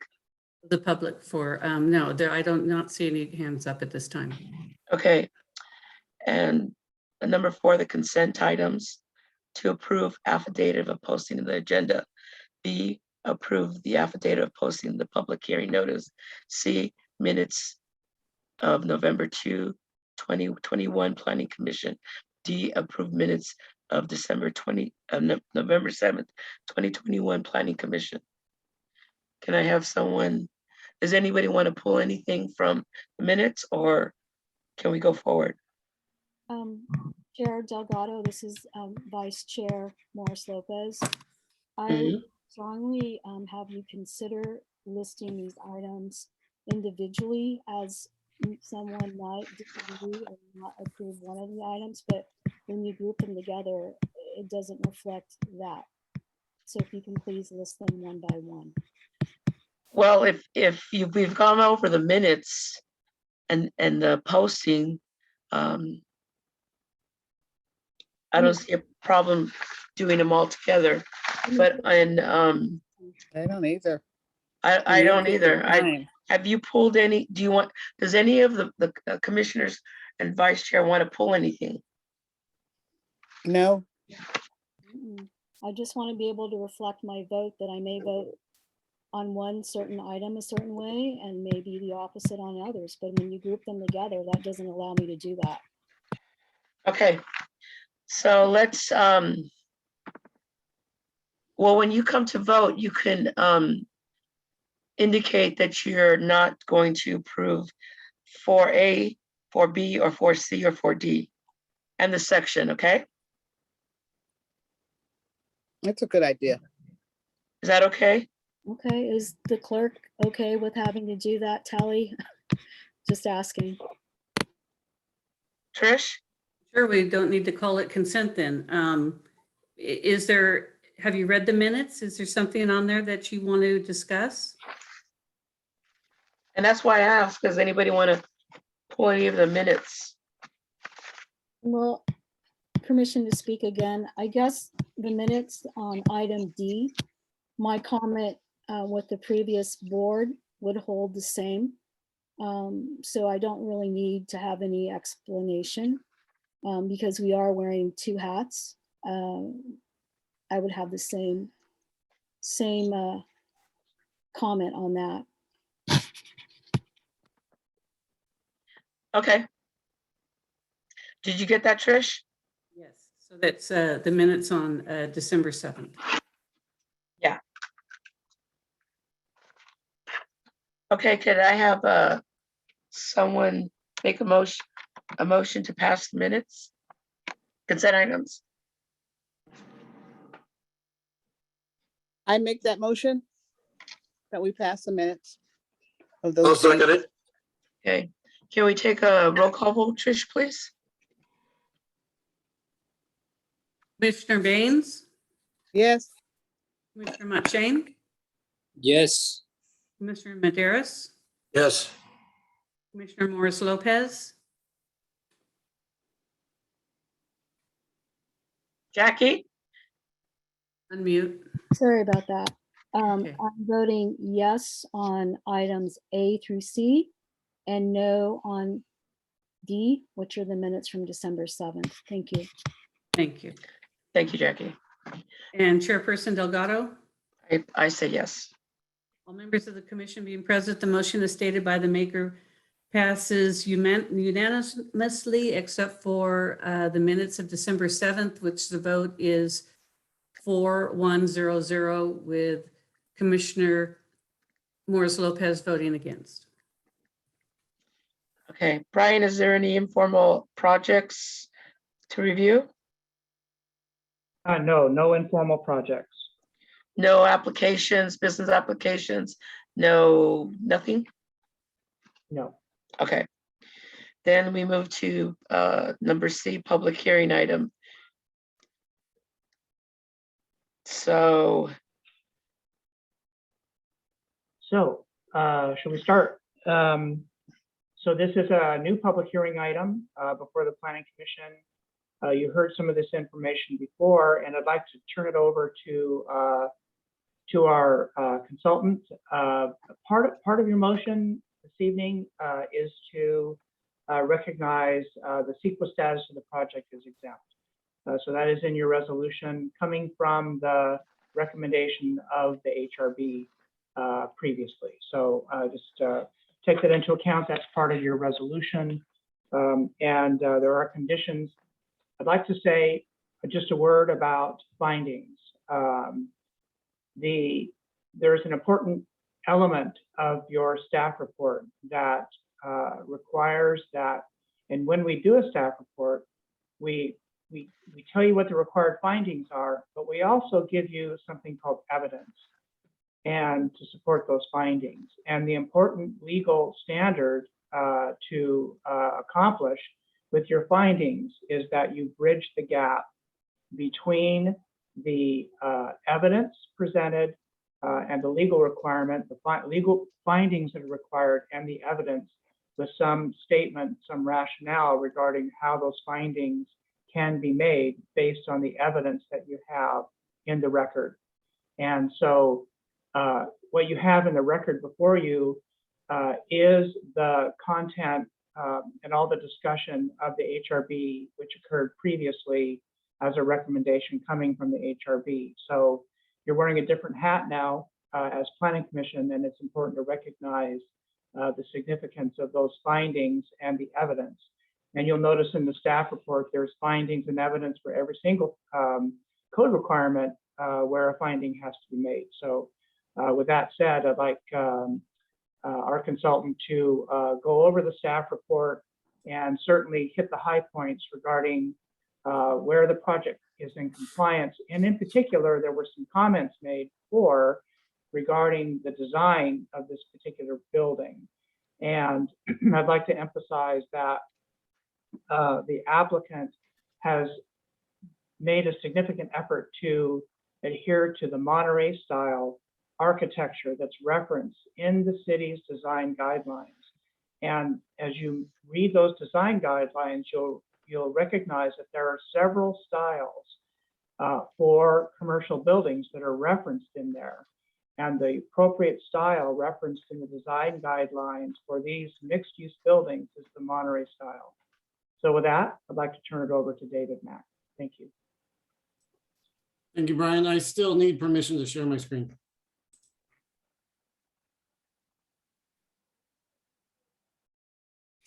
And while I'm getting that, again, I'm David Mack with Harrison Associates.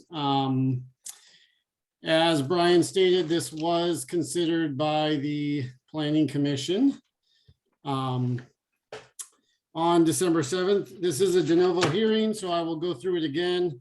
In the interest of time, I will try to go as quickly as possible. But please, if you have questions, let me finish the presentation and then we will go through the questions at the end. So the project is located at 205 the Alameda. It is a mixed-use development for JJ's Burgers. The zoning and land use designation is mixed use. It is not within the designated historic district. It lies just outside. The parcel size is about 0.3 acres or 13,110 square feet.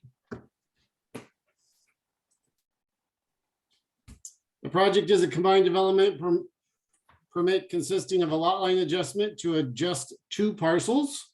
Their current existing size is about 7,100 feet for parcel A and just over 6,000 feet for parcel B, to two new parcels labeled as parcel 1 and parcel 2. Parcel 1 being 6,550 square feet and parcel 2 also being 6,550 square feet. So two equal parcels.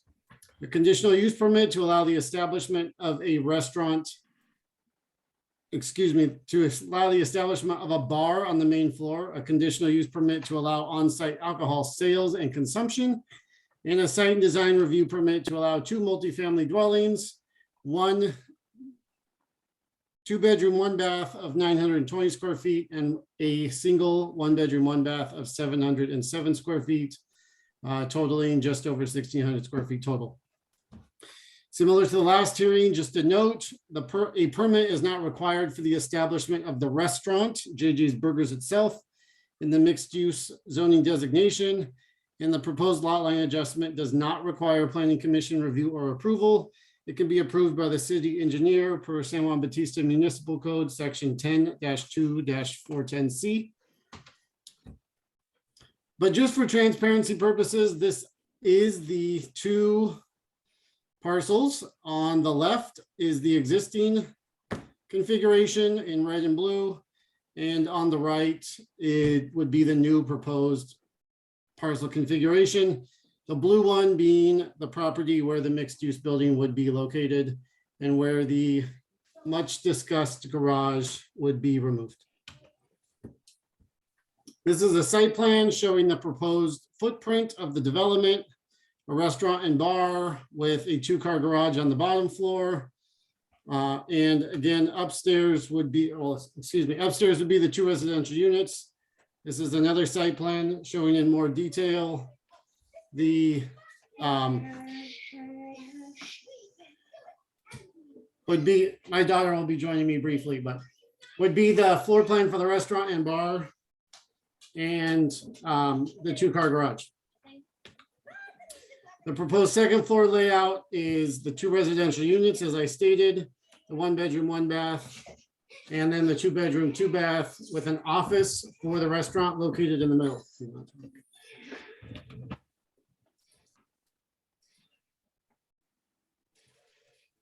The project is consistent with site development standards, chapter 1103 for the mixed use designation. The allowed FAR floor area ratio is 1.5 and the proposed project would meet that at 1.5. The allowed coverage is 0.85 and the proposed coverage for this project is 0.28 or 1,834 square feet. The allowed height is 3 stories, 50 feet, and the proposed project height would be 2 stories at 25 feet at full build out. Zoning and general plan compliance is found in section 1118 for site plan review. The project as designed and evidenced in the findings and evidence is consistent with general plan policies and programs for infill development and housing development.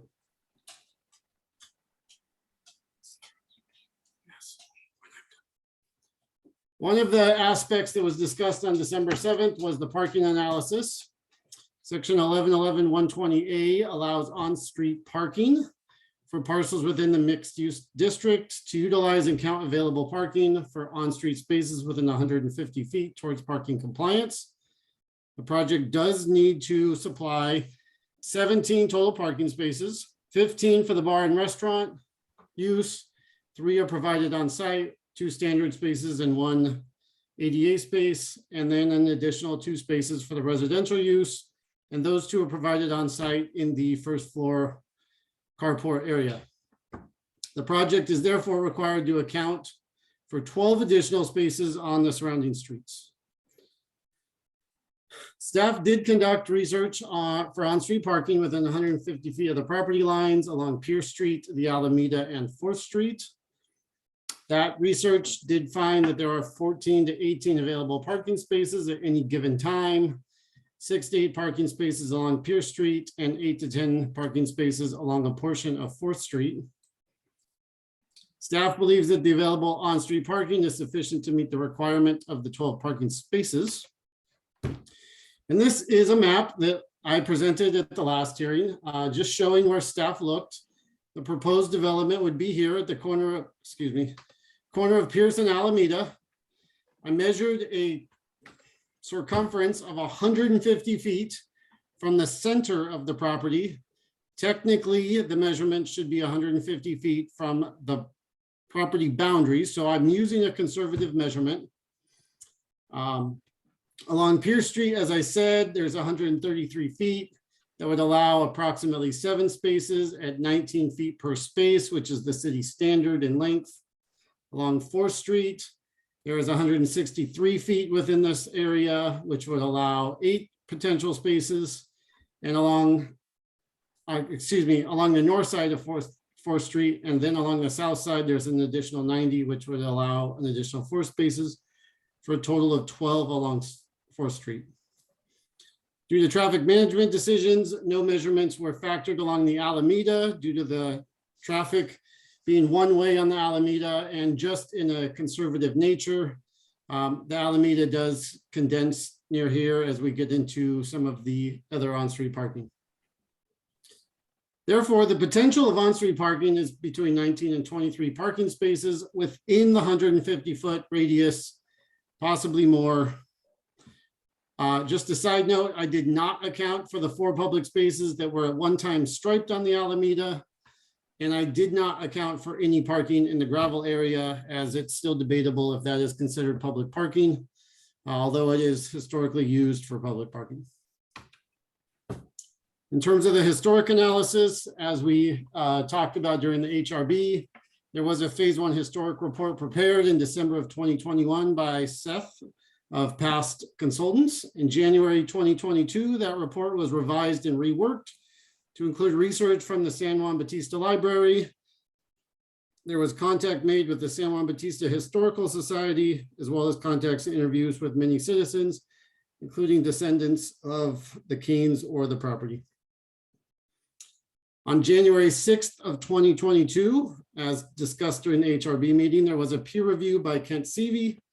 Mr. Seavey's report did affirm the findings made in the January 2022 report, and again concluded that the property and the shed garage had no historical significance to the site or structures. With that and the recommendation from the HRB, the project can be considered exempt from the California Environmental Quality Act per sections 15.303 and 15.305. 15.303 exempts both a restaurant or similar structure not exceeding 2,500 square feet in floor area and a duplex or similar multifamily residential structure. This project is below the 2,500 square foot area and does meet the characteristics of a duplex or not more than 2 residential units or a multifamily residential structure. Section 15.305, class 5 exempts minor lot line adjustments not resulting in the creation of a new parcel. And as I mentioned earlier, this does involve a lot line adjustment and there will not be a new parcel created. None of the exemptions found in section 15.300.2 apply to the project site in so much that it's not historic. There are no areas of critical concern and will not pose a cumulative impact, and is not located or adjacent to a scenic highway and is not located on or near a hazardous material site. Just a reminder that originally there was an addition or amendment to a geologic condition memo added that is included in the new conditions of approval that the Planning Commission received in this packet. It was not included in the December 7th, so I did want to just bring that up as a reminder. And with that, staff does recommend that the Planning Commission adopt a resolution to find the project categorically exempt from CEQA and approve the combined development permit for the mixed-use development, JJ's Homemade Burgers, as proposed, subject to the findings and evidence in the staff report and resolution, and subject to the recommended conditions of approval, as amended between December and this hearing. And with that, that concludes my presentation. I'd be happy to answer any questions.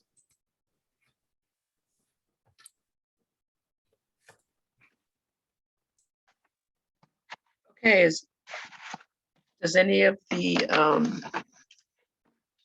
let's go, do you want to go with the public first? Well, actually, the applicant is here. The Okay. applicant's designer is here, and I think it's important to briefly cover the design attributes of the building if he's able to do that. Luis Okay. Vargas. Okay, Hi, thank you, Brian, and thank you, Planning Commission. I know it's been a long evening, but thank you for the time. And we will go through the presentation. I know that I reviewed it briefly in December, hoping that we can go through it again and explain the project a little further. So if there are any questions for myself or for David, we're happy to answer those as well. Brian, is there a way that I can share my screen? It might be easier for me Yeah, to. I'm trying to get access here. Oh, David, I David. think David, you need to make him post. Yeah. Since you're host now. Let's see. Disabled. Yeah, I can't yet. David, are you there? Yeah, sorry. Thank you, David. There you go. Well, I made Brian your host again. You can. pass Oh, it. I am. Okay, so I need to make, fine. Really quick, I apologize, everybody. I'm home alone with my daughter, so apologize Oh. for the interruption. All right, so Okay. I'm going to make, Yeah. Gonna While make, while you're doing that, Brian, it's we do your have. host now. Your Okay. host. I do have Jesus here, Jesus Zavala. Catherine's online. She's out of town in business. And then we have Manny Espino here as well, who will potentially be the contractor. So we're here in the room just in case there's any questions for them as well. So they'll be able to chime in. Let me see. In addition to the architecture and design of the building, would you also cover the site plan? Yes. Okay, great, thanks. Try to get this in presentation mode. Hopefully you can see that. Do you see that, Brian? Yeah. Yes, yes. Okay. Go back. Okay, so the project as mentioned, we're calling the project On the Alameda. And the project will be a mixed-use building and to house JJ Burgers and also 2 residential units above. We're happy to present this and be part of this project. My name is Luis Vargas with In Studio Architecture, and I'm very familiar with the small town feel. A resident, a long life resident of Gonzales, still reside there. And I do love San Juan Bautista because of the character and everything that it has. So we did take that into heart into looking into the design and what this building could be, especially on the corner where it's at, in basically the gateway into the historical part of San Juan Bautista. We did work with Brian and Dave and also with Don Reynolds, the city manager. In our initial submittals, there were comments. We reacted to the comments and trying to make sure that it did fit in all the check marks for every point in regards to the Monterey historical style of architecture. That is one of the styles that are presented in the guidelines from San Juan Bautista. And you, if you're not familiar with those guidelines, it is on page 3 of 8 on the San Juan Bautista Design Guidelines. And as I go through the presentation, I'll try to point those items out as well. Here's a existing site plan. Alameda is on the right side of the page here. The site is located in this area here. The lot line, as mentioned, would be dividing the property this direction. Currently, the vacant lot is more of a horizontal. It would require it to be vertical so that we can get the driveway and so forth to work, and also to place the building closer to the front as one of the design guidelines also looks towards, so that the parking and the cars aren't as visible, especially on the main street that we're siting against. The next page here shows the development, kind of zoomed in a little bit, but Pierce and then Alameda is on this side. So the main portion of the building would be in the corner here, with the courtyard area towards the center, and then the 2-car garage or carport area here. New sidewalks all around, driveway off of Pierce, one way coming out and going into the Alameda. There is a handicap accessible parking stall here for vans, and then also 2 additional parking spaces, as mentioned. Trash receptacle enclosure would go in this location here, and the restaurant bar area would take up the first floor, and the 2 units would fit right above the restaurant and the garage area, with a small office, and you'll see that in the floor plan adjacent. We did take into account using pavers and other impervious like materials and landscape areas as much as possible. So we did landscape where we're able to, in order to make sure that we're also beautifying the site and maintaining also as much water retention as possible within the site. And then there will be planters also utilized along the courtyard and in the exterior as well, to bring some plants to the area.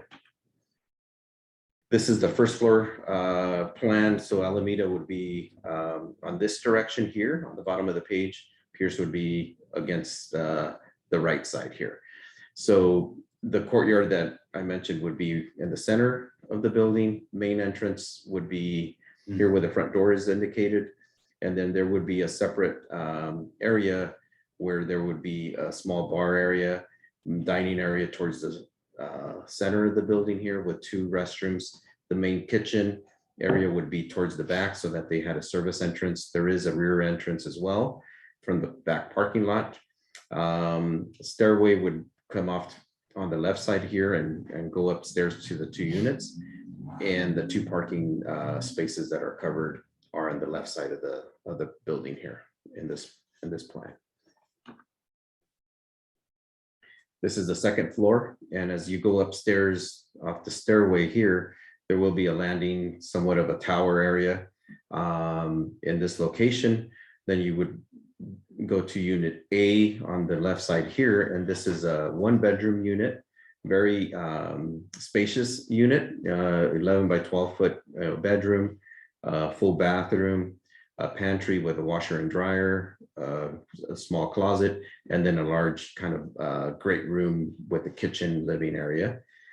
Small office that would be utilized for JJ Burger's use would be here and then also, so that would also develop an office so that they can also maintain the residents that are renting or living in the 2 units.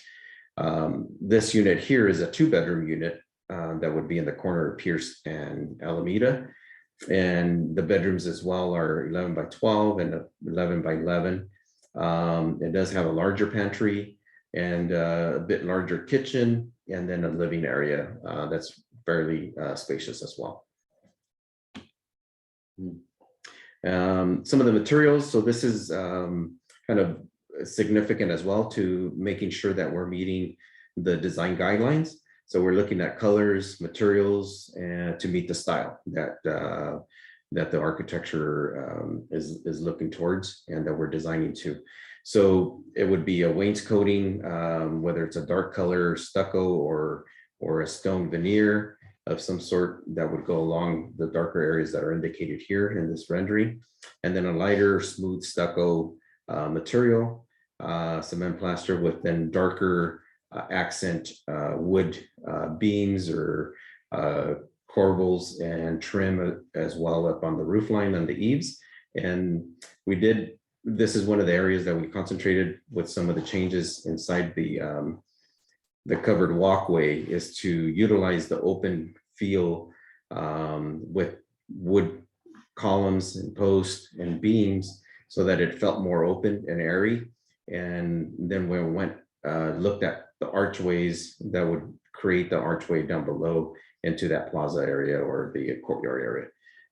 The stairways would go up this direction and it would, have a step look to it with that little tower landing area in here, and then the units above, of course. So we're looking at, tile roof, dark color fascias and trims, and then kind of lighter color stucco for the main walls. This is another rendering looking on Alameda from the Pierce kind of side, and indicating again the main feel and architecture for the Monterey style, which the points that are being looked at based on the character and defining the features are a 2-story rectangular building, second floor with a balconies, and then arcades. So those are part of the features. Clay tile roofs, so looking at tile roofing, low pitch gables, which is what we've indicated, and then a simple recessed windows. So we have windows that would be pushed back and also in a darker color to also fit within the architectural style. And then the building colors, that would be a lighter color with contrasting darker doors and windows. And so those are the exact points that you can find on page 3 of 8 in the design guidelines for a Monterey style 1840s type building that would be fitting and into the San Juan Bautista area. And this is another view of the rendering looking the other direction, so that you can get a feel for the building itself. And with that, I conclude our presentation. If there's any questions for myself, David, or Jesus, the owner, is here as well.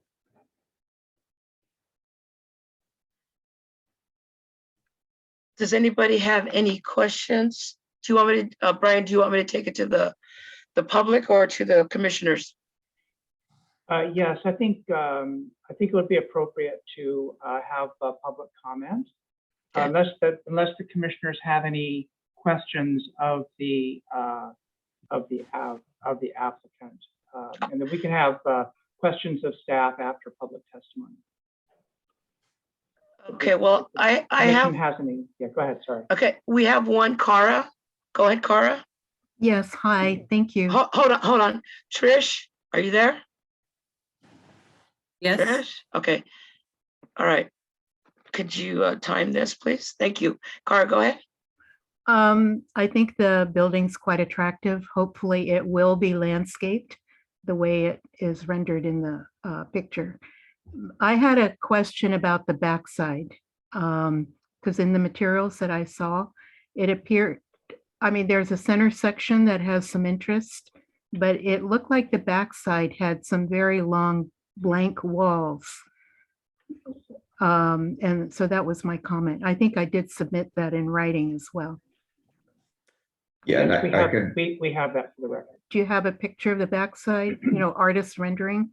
I don't include it in this presentation. There is an elevation that was submitted as part of the submittal. Yeah. There is an elevation, So- the north elevation. Yes. I believe, no, not the north elevation, but the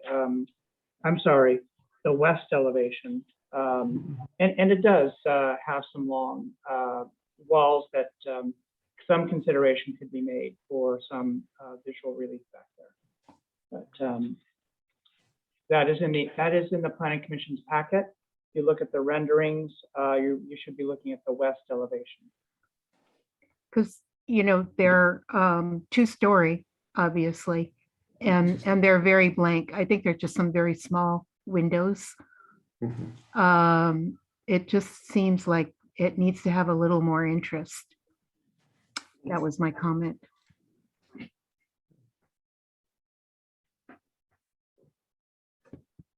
Any more comments, Trish, from the public?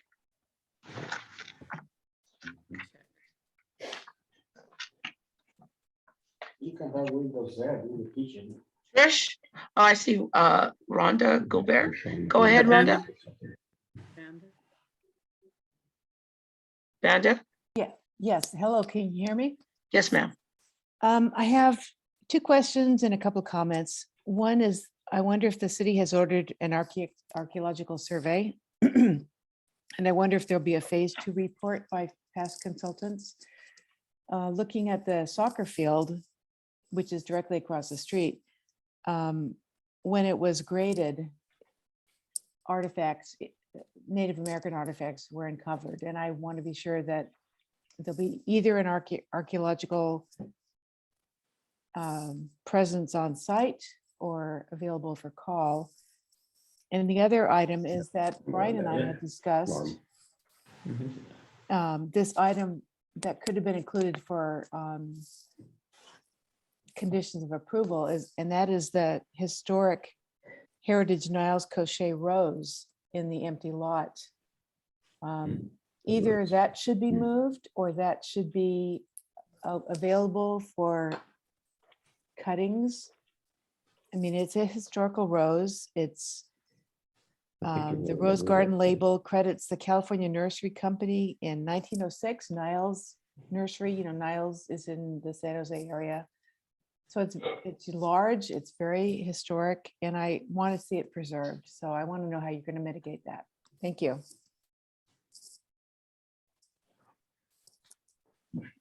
Brian, do you want me to answer? Yes, actually, what we'd like to do to respond to Vonda Gubert's comment on about the rose is that rose may be by cuttings.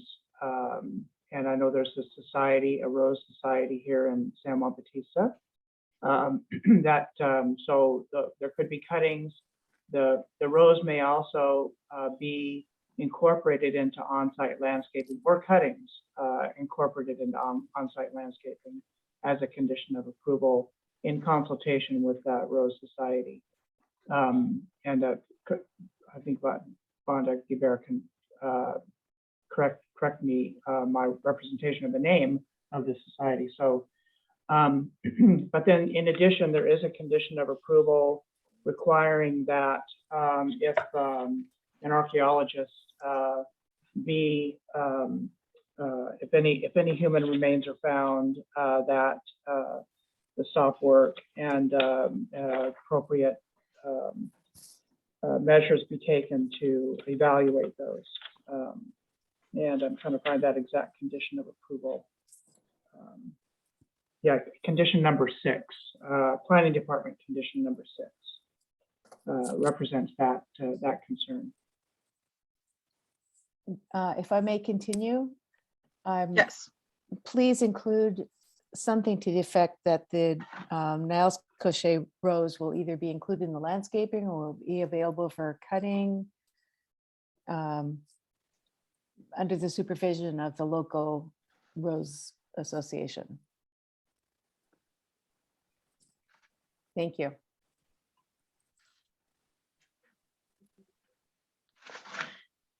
Is there any more, Trish?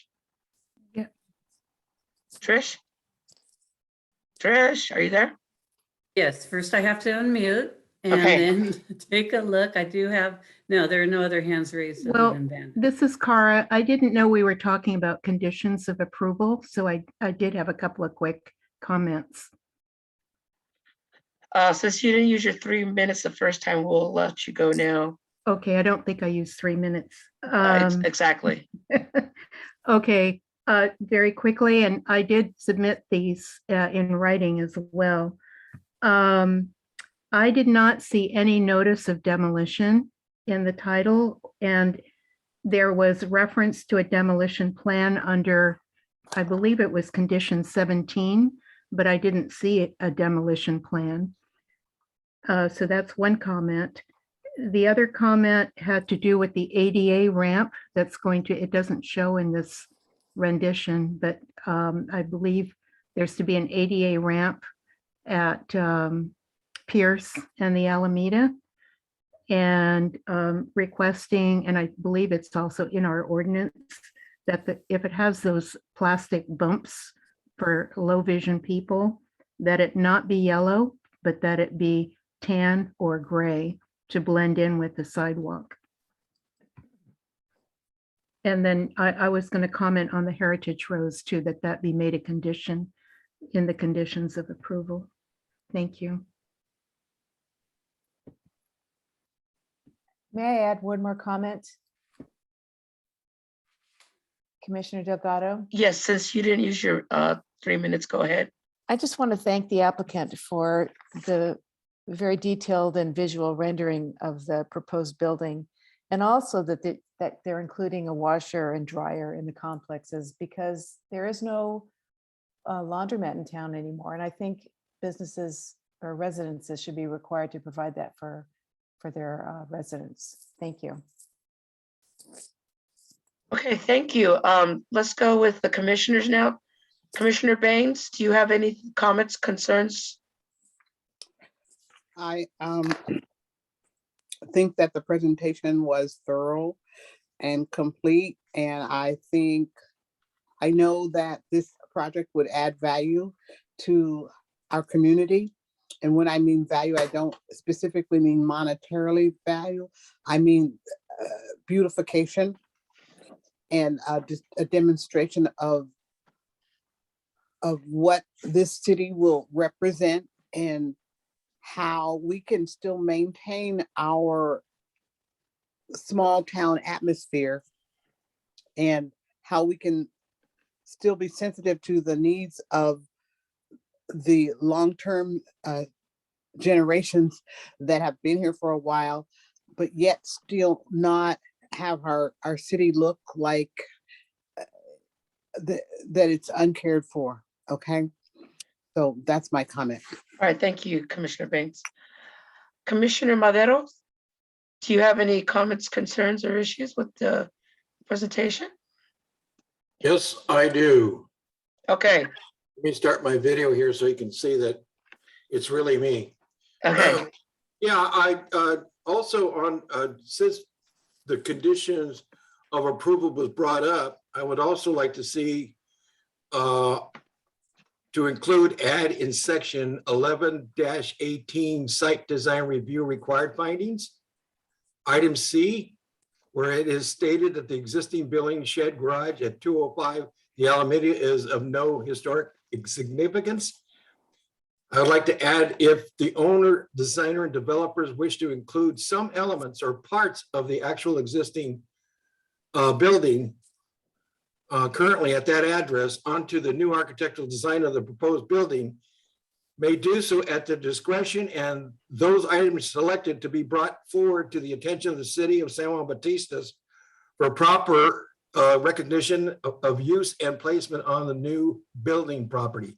If you can't put that in there, maybe you can put that in the demolition plan if one is to be prepared. And also on the back, on the top of the roof of the new development, what is proposed for any solar paneling? And if there were, I understand there are panels that look like roof tile, Yeah. that kind of a thing. Mhm. Maybe they can look into something like that if they show desire. And one question is, there is a garbage dumpster. I'm assuming that's for the whole building and not just for the restaurant. And what was the other thing I had here? Oh, and on the backside, to be, as far as the appearance of it, also to include or think about putting some wall painting designs on the wall if you need to break up the wall pattern or what have you. That's something to look at if you show desire. And I think that's it. Thank you, Commissioner Medeiros. Commissioner Luis Machain, do you have any comments, concerns, or issues? Yes, I think, well, I'm glad and happy to see this kind of projects. I think we can add another, I think it's a good piece of architecture to the town. I think we are adding a good, value to this town and adding another jewel, I think, to the architecture of this town, I think. And yes, I want to support the comments of David about the technical issues. I think the architects are really experimented and they have been solved about the solar panels and all the Title 24 issues. And I think they are going to be skillful and preparing this kind of matters. So I want to congratulate the JJs and Kane family, because they have a very nice project in this, for this restaurant. I like it. I like it too much. Thank you. Anything else, Commissioner Mache? No, I think that's it. All right, thank you. Commissioner Delgado, can I make one more quick comment? Sure. Very quick. The Historical Society would be happy to provide an image of the lady in the car or any other historical photos that they might want to display in the restaurant and bar. Thank you. Thank you, Wanda. Yes, that will be, yeah. Perfect. Cara, do you have anything to say? Could you lower your hands if you guys are done with, thank you. Okay, Commissioner Jackie Morris Lopez, do you have any comments, concerns, or? Yes, thank you, Chair Delgado. I just wanted to hear a statement from the owner / applicant as to their purpose and intention, and how do they come about with the project, and how do they see this as being beneficial to the community members that definitely their preservation wants, and how can they mitigate and make this a win-win for everybody, for those of the public that really wanted to declare this as a historic site. Whoever's tapping, could you mute yourself, Trish and Wanda Kubler? That is the first part of my comment. I don't know if the applicant wants to speak, or I would really like to hear directly from them. And then I have a second question or comment after that. Okay. Would you like me to go with the second comment? Luis Vargas, is Ms. Chair Zavala there to comment on anything? What Jackie, Commissioner Morris Lopez indicated? Yes, I've got Jesus here in my conference room. Okay. And then I also was communicating with Catherine. She's out of town, as I mentioned earlier. I just wanted to mention a couple really quick things in response to some of the questions that were raised, and then I'll have Jesus also. He's not a big speaker. Maybe he'll say a couple of words. I'll try to convince him. So in regards to the rows, there was discussion earlier, even before December, but and discussion that Catherine's parents would want to move the rows to their property at their current residence. And there was also additional discussion about cuttings, if there was an interest for that as well. So the intent is to preserve the rose bush. And then secondly, in regards to trying to preserve and also make sure that there is some history kept in this location, is looking at how we can maybe incorporate some of those photos of that were shared by both Wanda, Cara, and then also with Seth's report of the building of, especially the pictures of the interior with the cars and the folks in the picture. So Jesus was mentioning that that might be something that we could look at, how to incorporate that as part of the artwork that goes inside the building, or somehow in the building as well. So with those two, I'm hoping I'm also answering the question mentioned. Jesus. Yeah, you can speak up loud. It'll pick you up.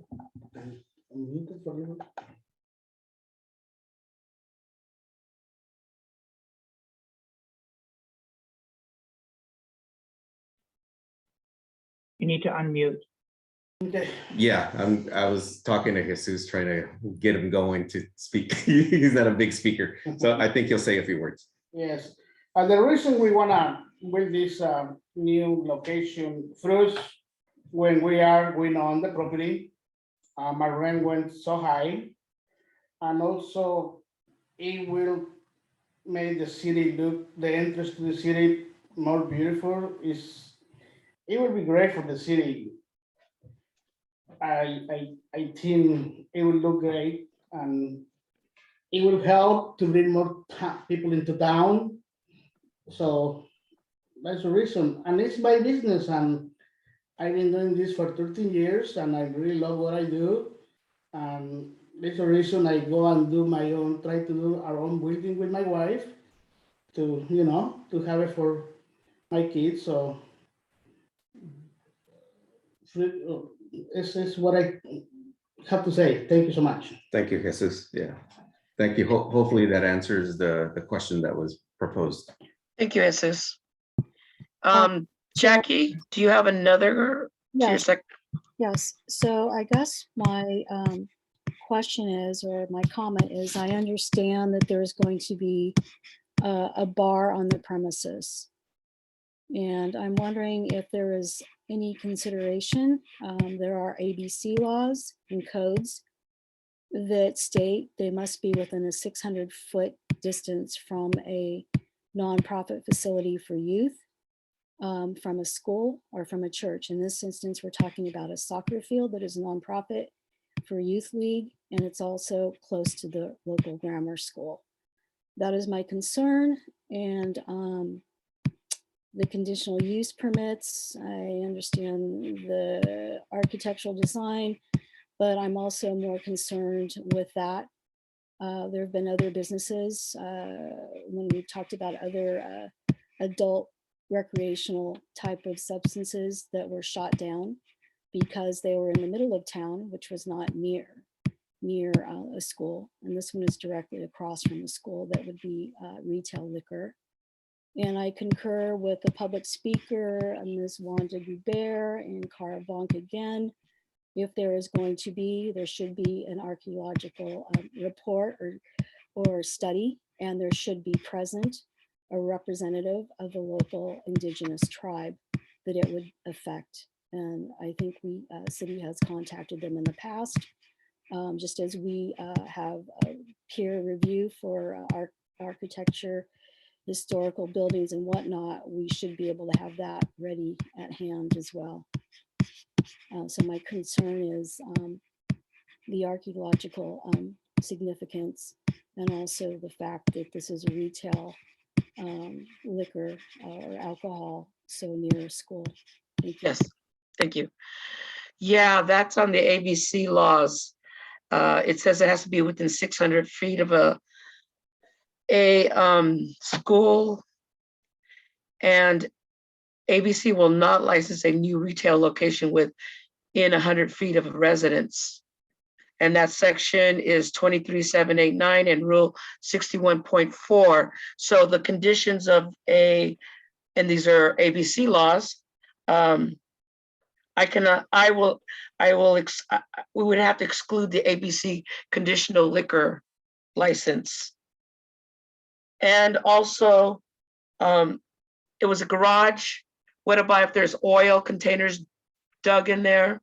What is going to, what are we going to demand for them to do? Are they going to have to test the soil, the sewer? Is there going to be sewer pressure testing on the building? Have we wrote these conditions as well, Brian?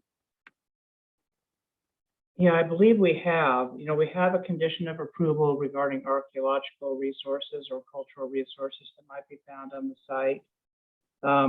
There is a condition of approval regarding the utilities that are found on the site or need to be constructed, and that's referenced in the condition 17. Okay. There is no demolition plan per se, but what they're talking about, what the city engineer is talking about, is a demolition plan that relates to the on-site wet and dry utilities that will need to be addressed when the applicant proposes. So what we typically do is we require an on-site civil engineering plan that incorporates reference to the utilities and demolition and new construction of those utilities that will be required. And that's reviewed separately from the building permit and separately from the encroachment permit necessary to build the driveways and the sidewalks and the structure itself. And so you see reference in the city engineer's conditions of approval for various permits that are required before the applicant can construct the building related to the site improvement itself. I would recommend that the applicant agree. The commission has perhaps requesting some conditions of approval related to responding to public comments regarding the pedestrian handicap access, that those be gray, not orange. I think that's our typical standard at this point. Regarding the rose replanting, regarding any design treatment that can be added to the rear or the north elevation, west elevation of the building. And also you referenced the incorporation of solar elements into the structure or into the building, that the applicant consider the feasibility of those. And so all of those things can be stipulated in response to this particular list as part of your motion, just by reference to the staff reference to those elements. And I want to exclude the conditional permits for alcohol because ABC indicates that it has to be away from 600 feet. And with with David Mack's circular thing was 150 feet because that field is owned by the school and it's used for, and it also is used for soccer, which is a nonprofit. And that's what ABC says. Within immediate vacancy of churches, hospitals within at least 600 feet of school, public playgrounds, and nonprofit youth facilities, and that's one of them. So I would like to exclude the conditional ABC license. I would recommend that the ABC licensing and particular standards for review of those is a state agency process, unless the commission has some particular concern that we're going to be stating in the record as part of your findings and evidence. The state ABC has preempted some of this by their own regulations, and so perhaps to benefit the feasibility of the applicant's project, you might consider letting the ABC regulatory branch deal with those particular questions. I'm reading off the ABC license itself, and I gave you the section 23789 and rule 61.4, and it doesn't allow it to be permitted. And in a new residential of 100 feet, it states, I can send this to you, Brian, if you like. It says ABC will not license a new retail location, and this is giving 100 feet of residence. And, so I'm not going to make this resolution for tonight, and I suggest that we table this resolution, and that's why I abstained because of the alcohol, till next meeting, till we get all this in writing and get clarification. Because there's too much that we're saying, and who knows if we'll forget it. So I would prefer for this resolution to come back in the next month meeting, because there's a lot of changes that I see, the heritage rows, solar, garbage, oil, and you put the wrong word for Pierce. That's my recommendation.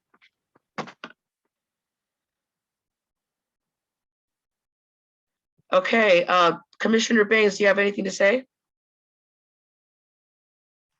I think I said it already. Put your hands up. I thought I put it down. Okay, David, do Sorry. you have something to say? David Maderos? Yes, I'm trying to hit the button. So yes, yes. And I'm going to put my hand down, but yes, I do have something further to say. Yeah, I was thinking about what's been said over the past couple of months on different things that were brought up. And one of the things was the defining the Monterey style. And I think I understand where it's coming from, but I can see that most people, when they see that, they think it's not San Juan. Yeah. But if there was something more said about that in the future, when we bring that particular style up, is there some way we can lean more toward saying it's a San Juan style? And if we are going to say that, what is that style going to be? In response to that, Commissioner Maderos, there is a description of the Monterey style. And I did add to your staff report those design guidelines. And I didn't paraphrase, I added to your attachments to your staff report the non-residential architectural design guidelines. And in particular, the headings, which style is appropriate, attention to detail, building mass and organization, architectural elements. There is a statement about avoiding large flat walls, and so that certainly is a change that can be incorporated. But then there's also a question about headings, for example, like proportion, design consistency, building color, and so forth. So there's a lot of detail in the design guidelines that characterize the Monterey style, and there are also photographs. So, and then there's a statement attached to your staff report regarding what the Monterey style consists of and the character defining features of the style, which we required the applicant to incorporate prior to agendizing this for the commission to look at. So, so we think that there is a lot of information that's been brought forward that's attached to your staff report about that style. And it is a style that exists in San Juan Bautista. It's one of our iconic styles that exists in town. And in addition, there's an adjacent building that incorporates a lot of those styles. So, you know, I just have to say that there's a lot there for you to look at. I get it. I think I get it from the get-go. It's just that when others see this for the first time, I'd like to take the confusion out, make sure that really you understand. Yeah, we're saying Monterey, but really we're saying San Juan too at the same time. I see. Yeah, got it. Okay, Seth, do you have something to say? Oh, Actually, I did, and just real quick, and I'll end with the second thing. But the first thing is, I thought Vonda and Kara's suggestions about interpretation of the history of the site could be done somewhere in the lobby, somewhere in the building. You have a couple of fantastic photographs. Figure out how we can professionally reproduce them. And you certainly have enough talent in that historic society to write up the copy. I mean, I don't really think it's something I have to do. If you want any inputs, that's fine. But you guys from the area, you know the history, and I think you're quite capable to do the writing. And then Brian, I don't believe, since the building's deemed not historic, that we would do a phase 2 in this case. If it was in the historic district's boundaries, my guess would be, not guess, but I would expect we'd do a phase 2 for the district, but it's an individual resource evaluated as such. And I don't see a necessity for a phase 2 unless, and granted, I have not done a lot of projects in your town, so unless there's something in the ordinance or a requirement that I didn't see when I read the ordinance. So that's all I have. Thank you so much. No, there's no requirement for phase 2. Chairman, can I make a comment, please? What do you want to say? I just want to bring to Brian's attention, Brian, I'm not sure how many hours we allowed for these 2 meetings. If it started at 6 and it's now after 10 and we allowed 4, maybe we allowed 5 and we can go till 11. I'm just concerned that Zoom will just stop us. Okay, David Mack, you have a question? Do you have a concern? Thank you. I was just going to ask Commissioner Maderos to email me the statement that he read and state that it was probably more appropriate to add that into the condition of approval versus the resolution.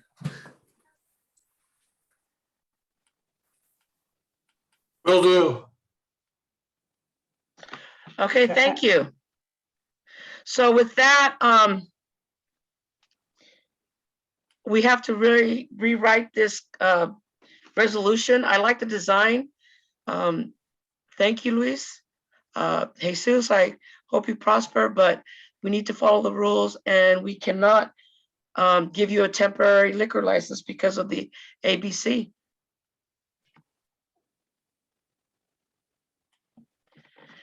Can I So, say something to that, Yolanda?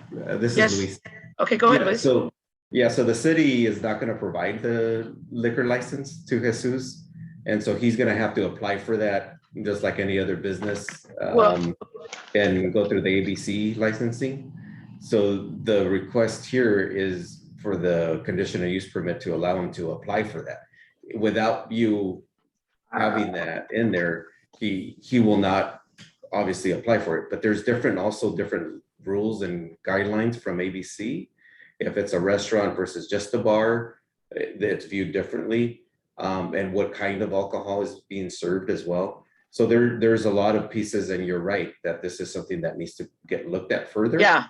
But it's not something that should be a project, stopper or something that shouldn't be. written. I'm not stopping it. I don't feel comfortable giving you a temporary conditional liquor because that's what the resolution says, Luis.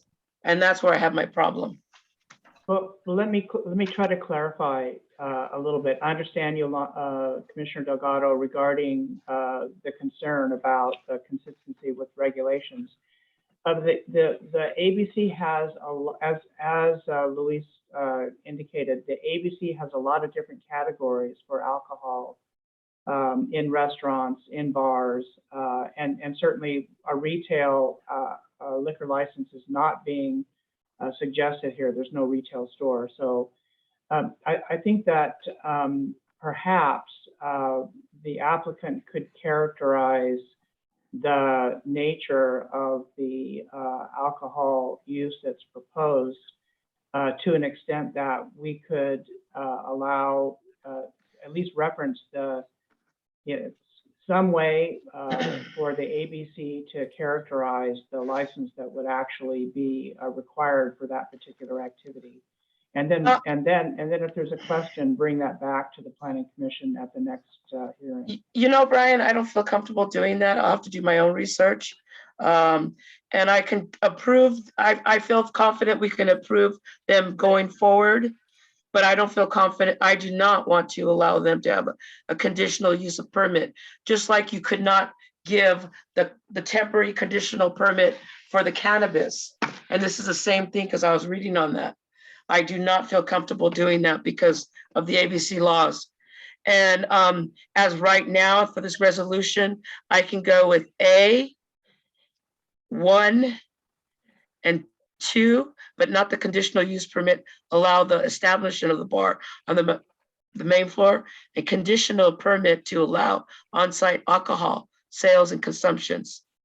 Those 2 I want excluded from the resolution until we find further and I'm not going to listen to Luis or to you. I'm going to follow the laws. And that's what I have to say.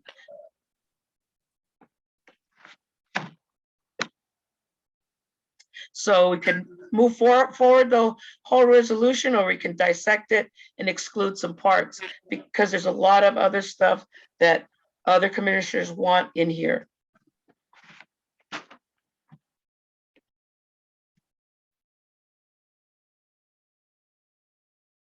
Brian? Yes, I think that, are you ready for a motion? Yeah, not to, we're going to exclude the alcohol. The number 1, the number 2, and number 3 conditionals.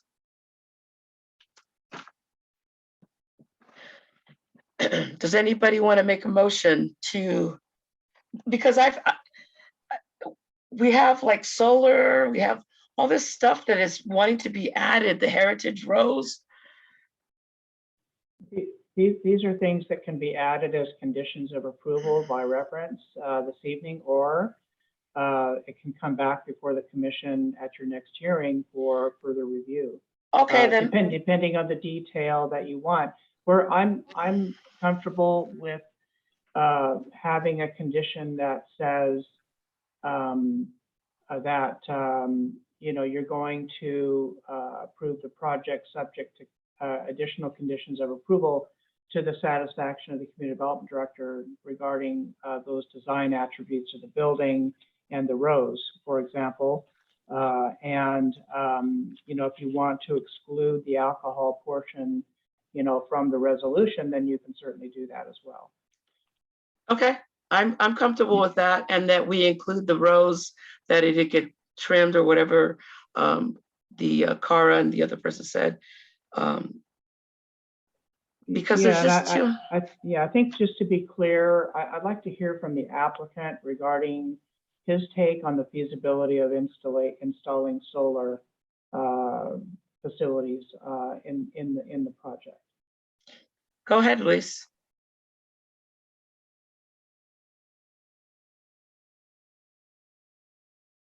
Sorry, I was talking to Jesus on something. What was the question? Brian asked you a question. The question is whether you feel installation of solar facilities on the building is feasible. It's something that we can look into. The code will require us to meet the code for Title 24 and energy and ways of saving energy, and also in the building envelope. Solar are some requirements, especially in residential. Mixed-use buildings, it's not a requirement yet by code. We could make the purview to put the conduits and breakers and so forth, so as the owner may contract with a solar company if it's feasible. With the style of buildings, trying to meet the design guidelines is also not fitting for an architectural design guideline to try to fit solar in this style of building. But it is something that we can look at, and we'll talk to our electrical engineers as to what is possible, how much energy is feasible to be applied based on solar panels and the available roof area. Okay. There's no site area to put them anywhere else. Okay, understood. So the question is whether in a condition of approval to make the building, we're gonna, obviously code compliance is required. Solar is not currently required for mixed use, but you can make it solar ready. That's correct. If you can make it solar ready, that would be the condition of approval. That's correct. And that's normal for current code to make it solar ready. Okay, all right, very good. So it sounds like the solar aspect is covered by current building code and energy code requirements. Okay. And then the rest with respect to providing architectural relief on that back elevation, dealing with the rows, providing appropriate handicap facilities at the corner, and you know, all of that can be accommodated in a condition of approval that we just simply make to the satisfaction of the community development director. And I think that will work just fine. And then of course, the motion to exclude any alcohol consumption from the site is something that you would want to incorporate in the motion. To exclude? To exclude that, if that would be a part of the motion, and then you would vote, the commission would vote whether that limitation should be applied to this restaurant facility. So, I mean, for example, you might say you'll approve alcohol consumption in association with the restaurant, but you won't allow alcohol consumption in association with a bar. And so, you know, that could be something that you I just want it taken out. I don't want to do conditional. I want it taken out until we get further clarification on that, please. Okay, all right, good. So that particular aspect of the project, we can take that out, and you can continue the conditional use permit for alcohol consumption to a future date where Correct. we can come back with answers. That we can. That's okay. Yeah. So you'll be approving all portions of the project except for that one. Yes. And then we bring that back with further information from the applicant about the intended use in particular and any limitations. So. Correct. Great. Okay, do we have a motion for that? Does anybody want to suggest the motion?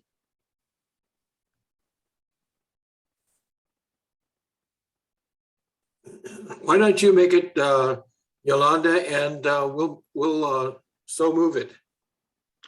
Okay, I make a motion to have this resolution 20022XX, a resolution of the Planning Commission of the City of San Juan Bautista approving a combination development permit consisting of one lot adjustment to adjust parcel A, parentheses 0.163 acres / 7,105 square feet, and parcel B, parentheses 0.137 acres / 6,005 square feet to parcel 1, parentheses 0.15 acres 6,500 square feet, and parcel 2, parentheses 1.5 acres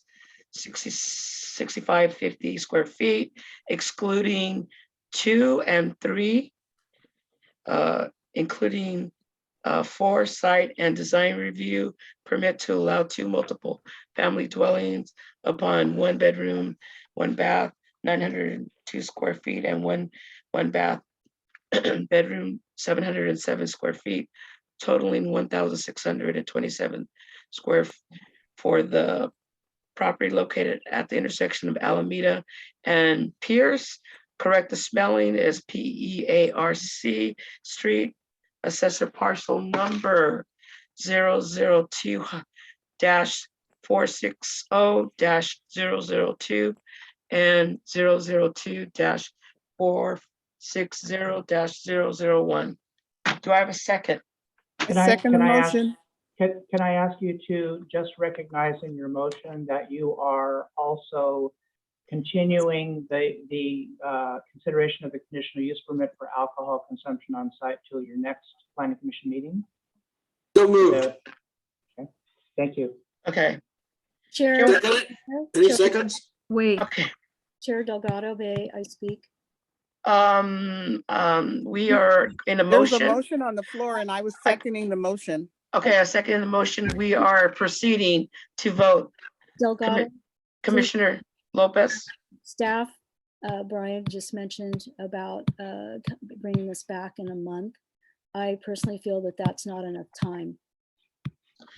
Well, this is, This is bringing. the applicants have suffered enough, or not suffered, but they've been dealing with this for a year. I don't want to force anything. That's why I'm excluding the alcohol. And I want them to You have to understand that this is a government entity and I'm not trying to make anyone suffer. But the reality is I don't think that it's realistic that you call this back in a month.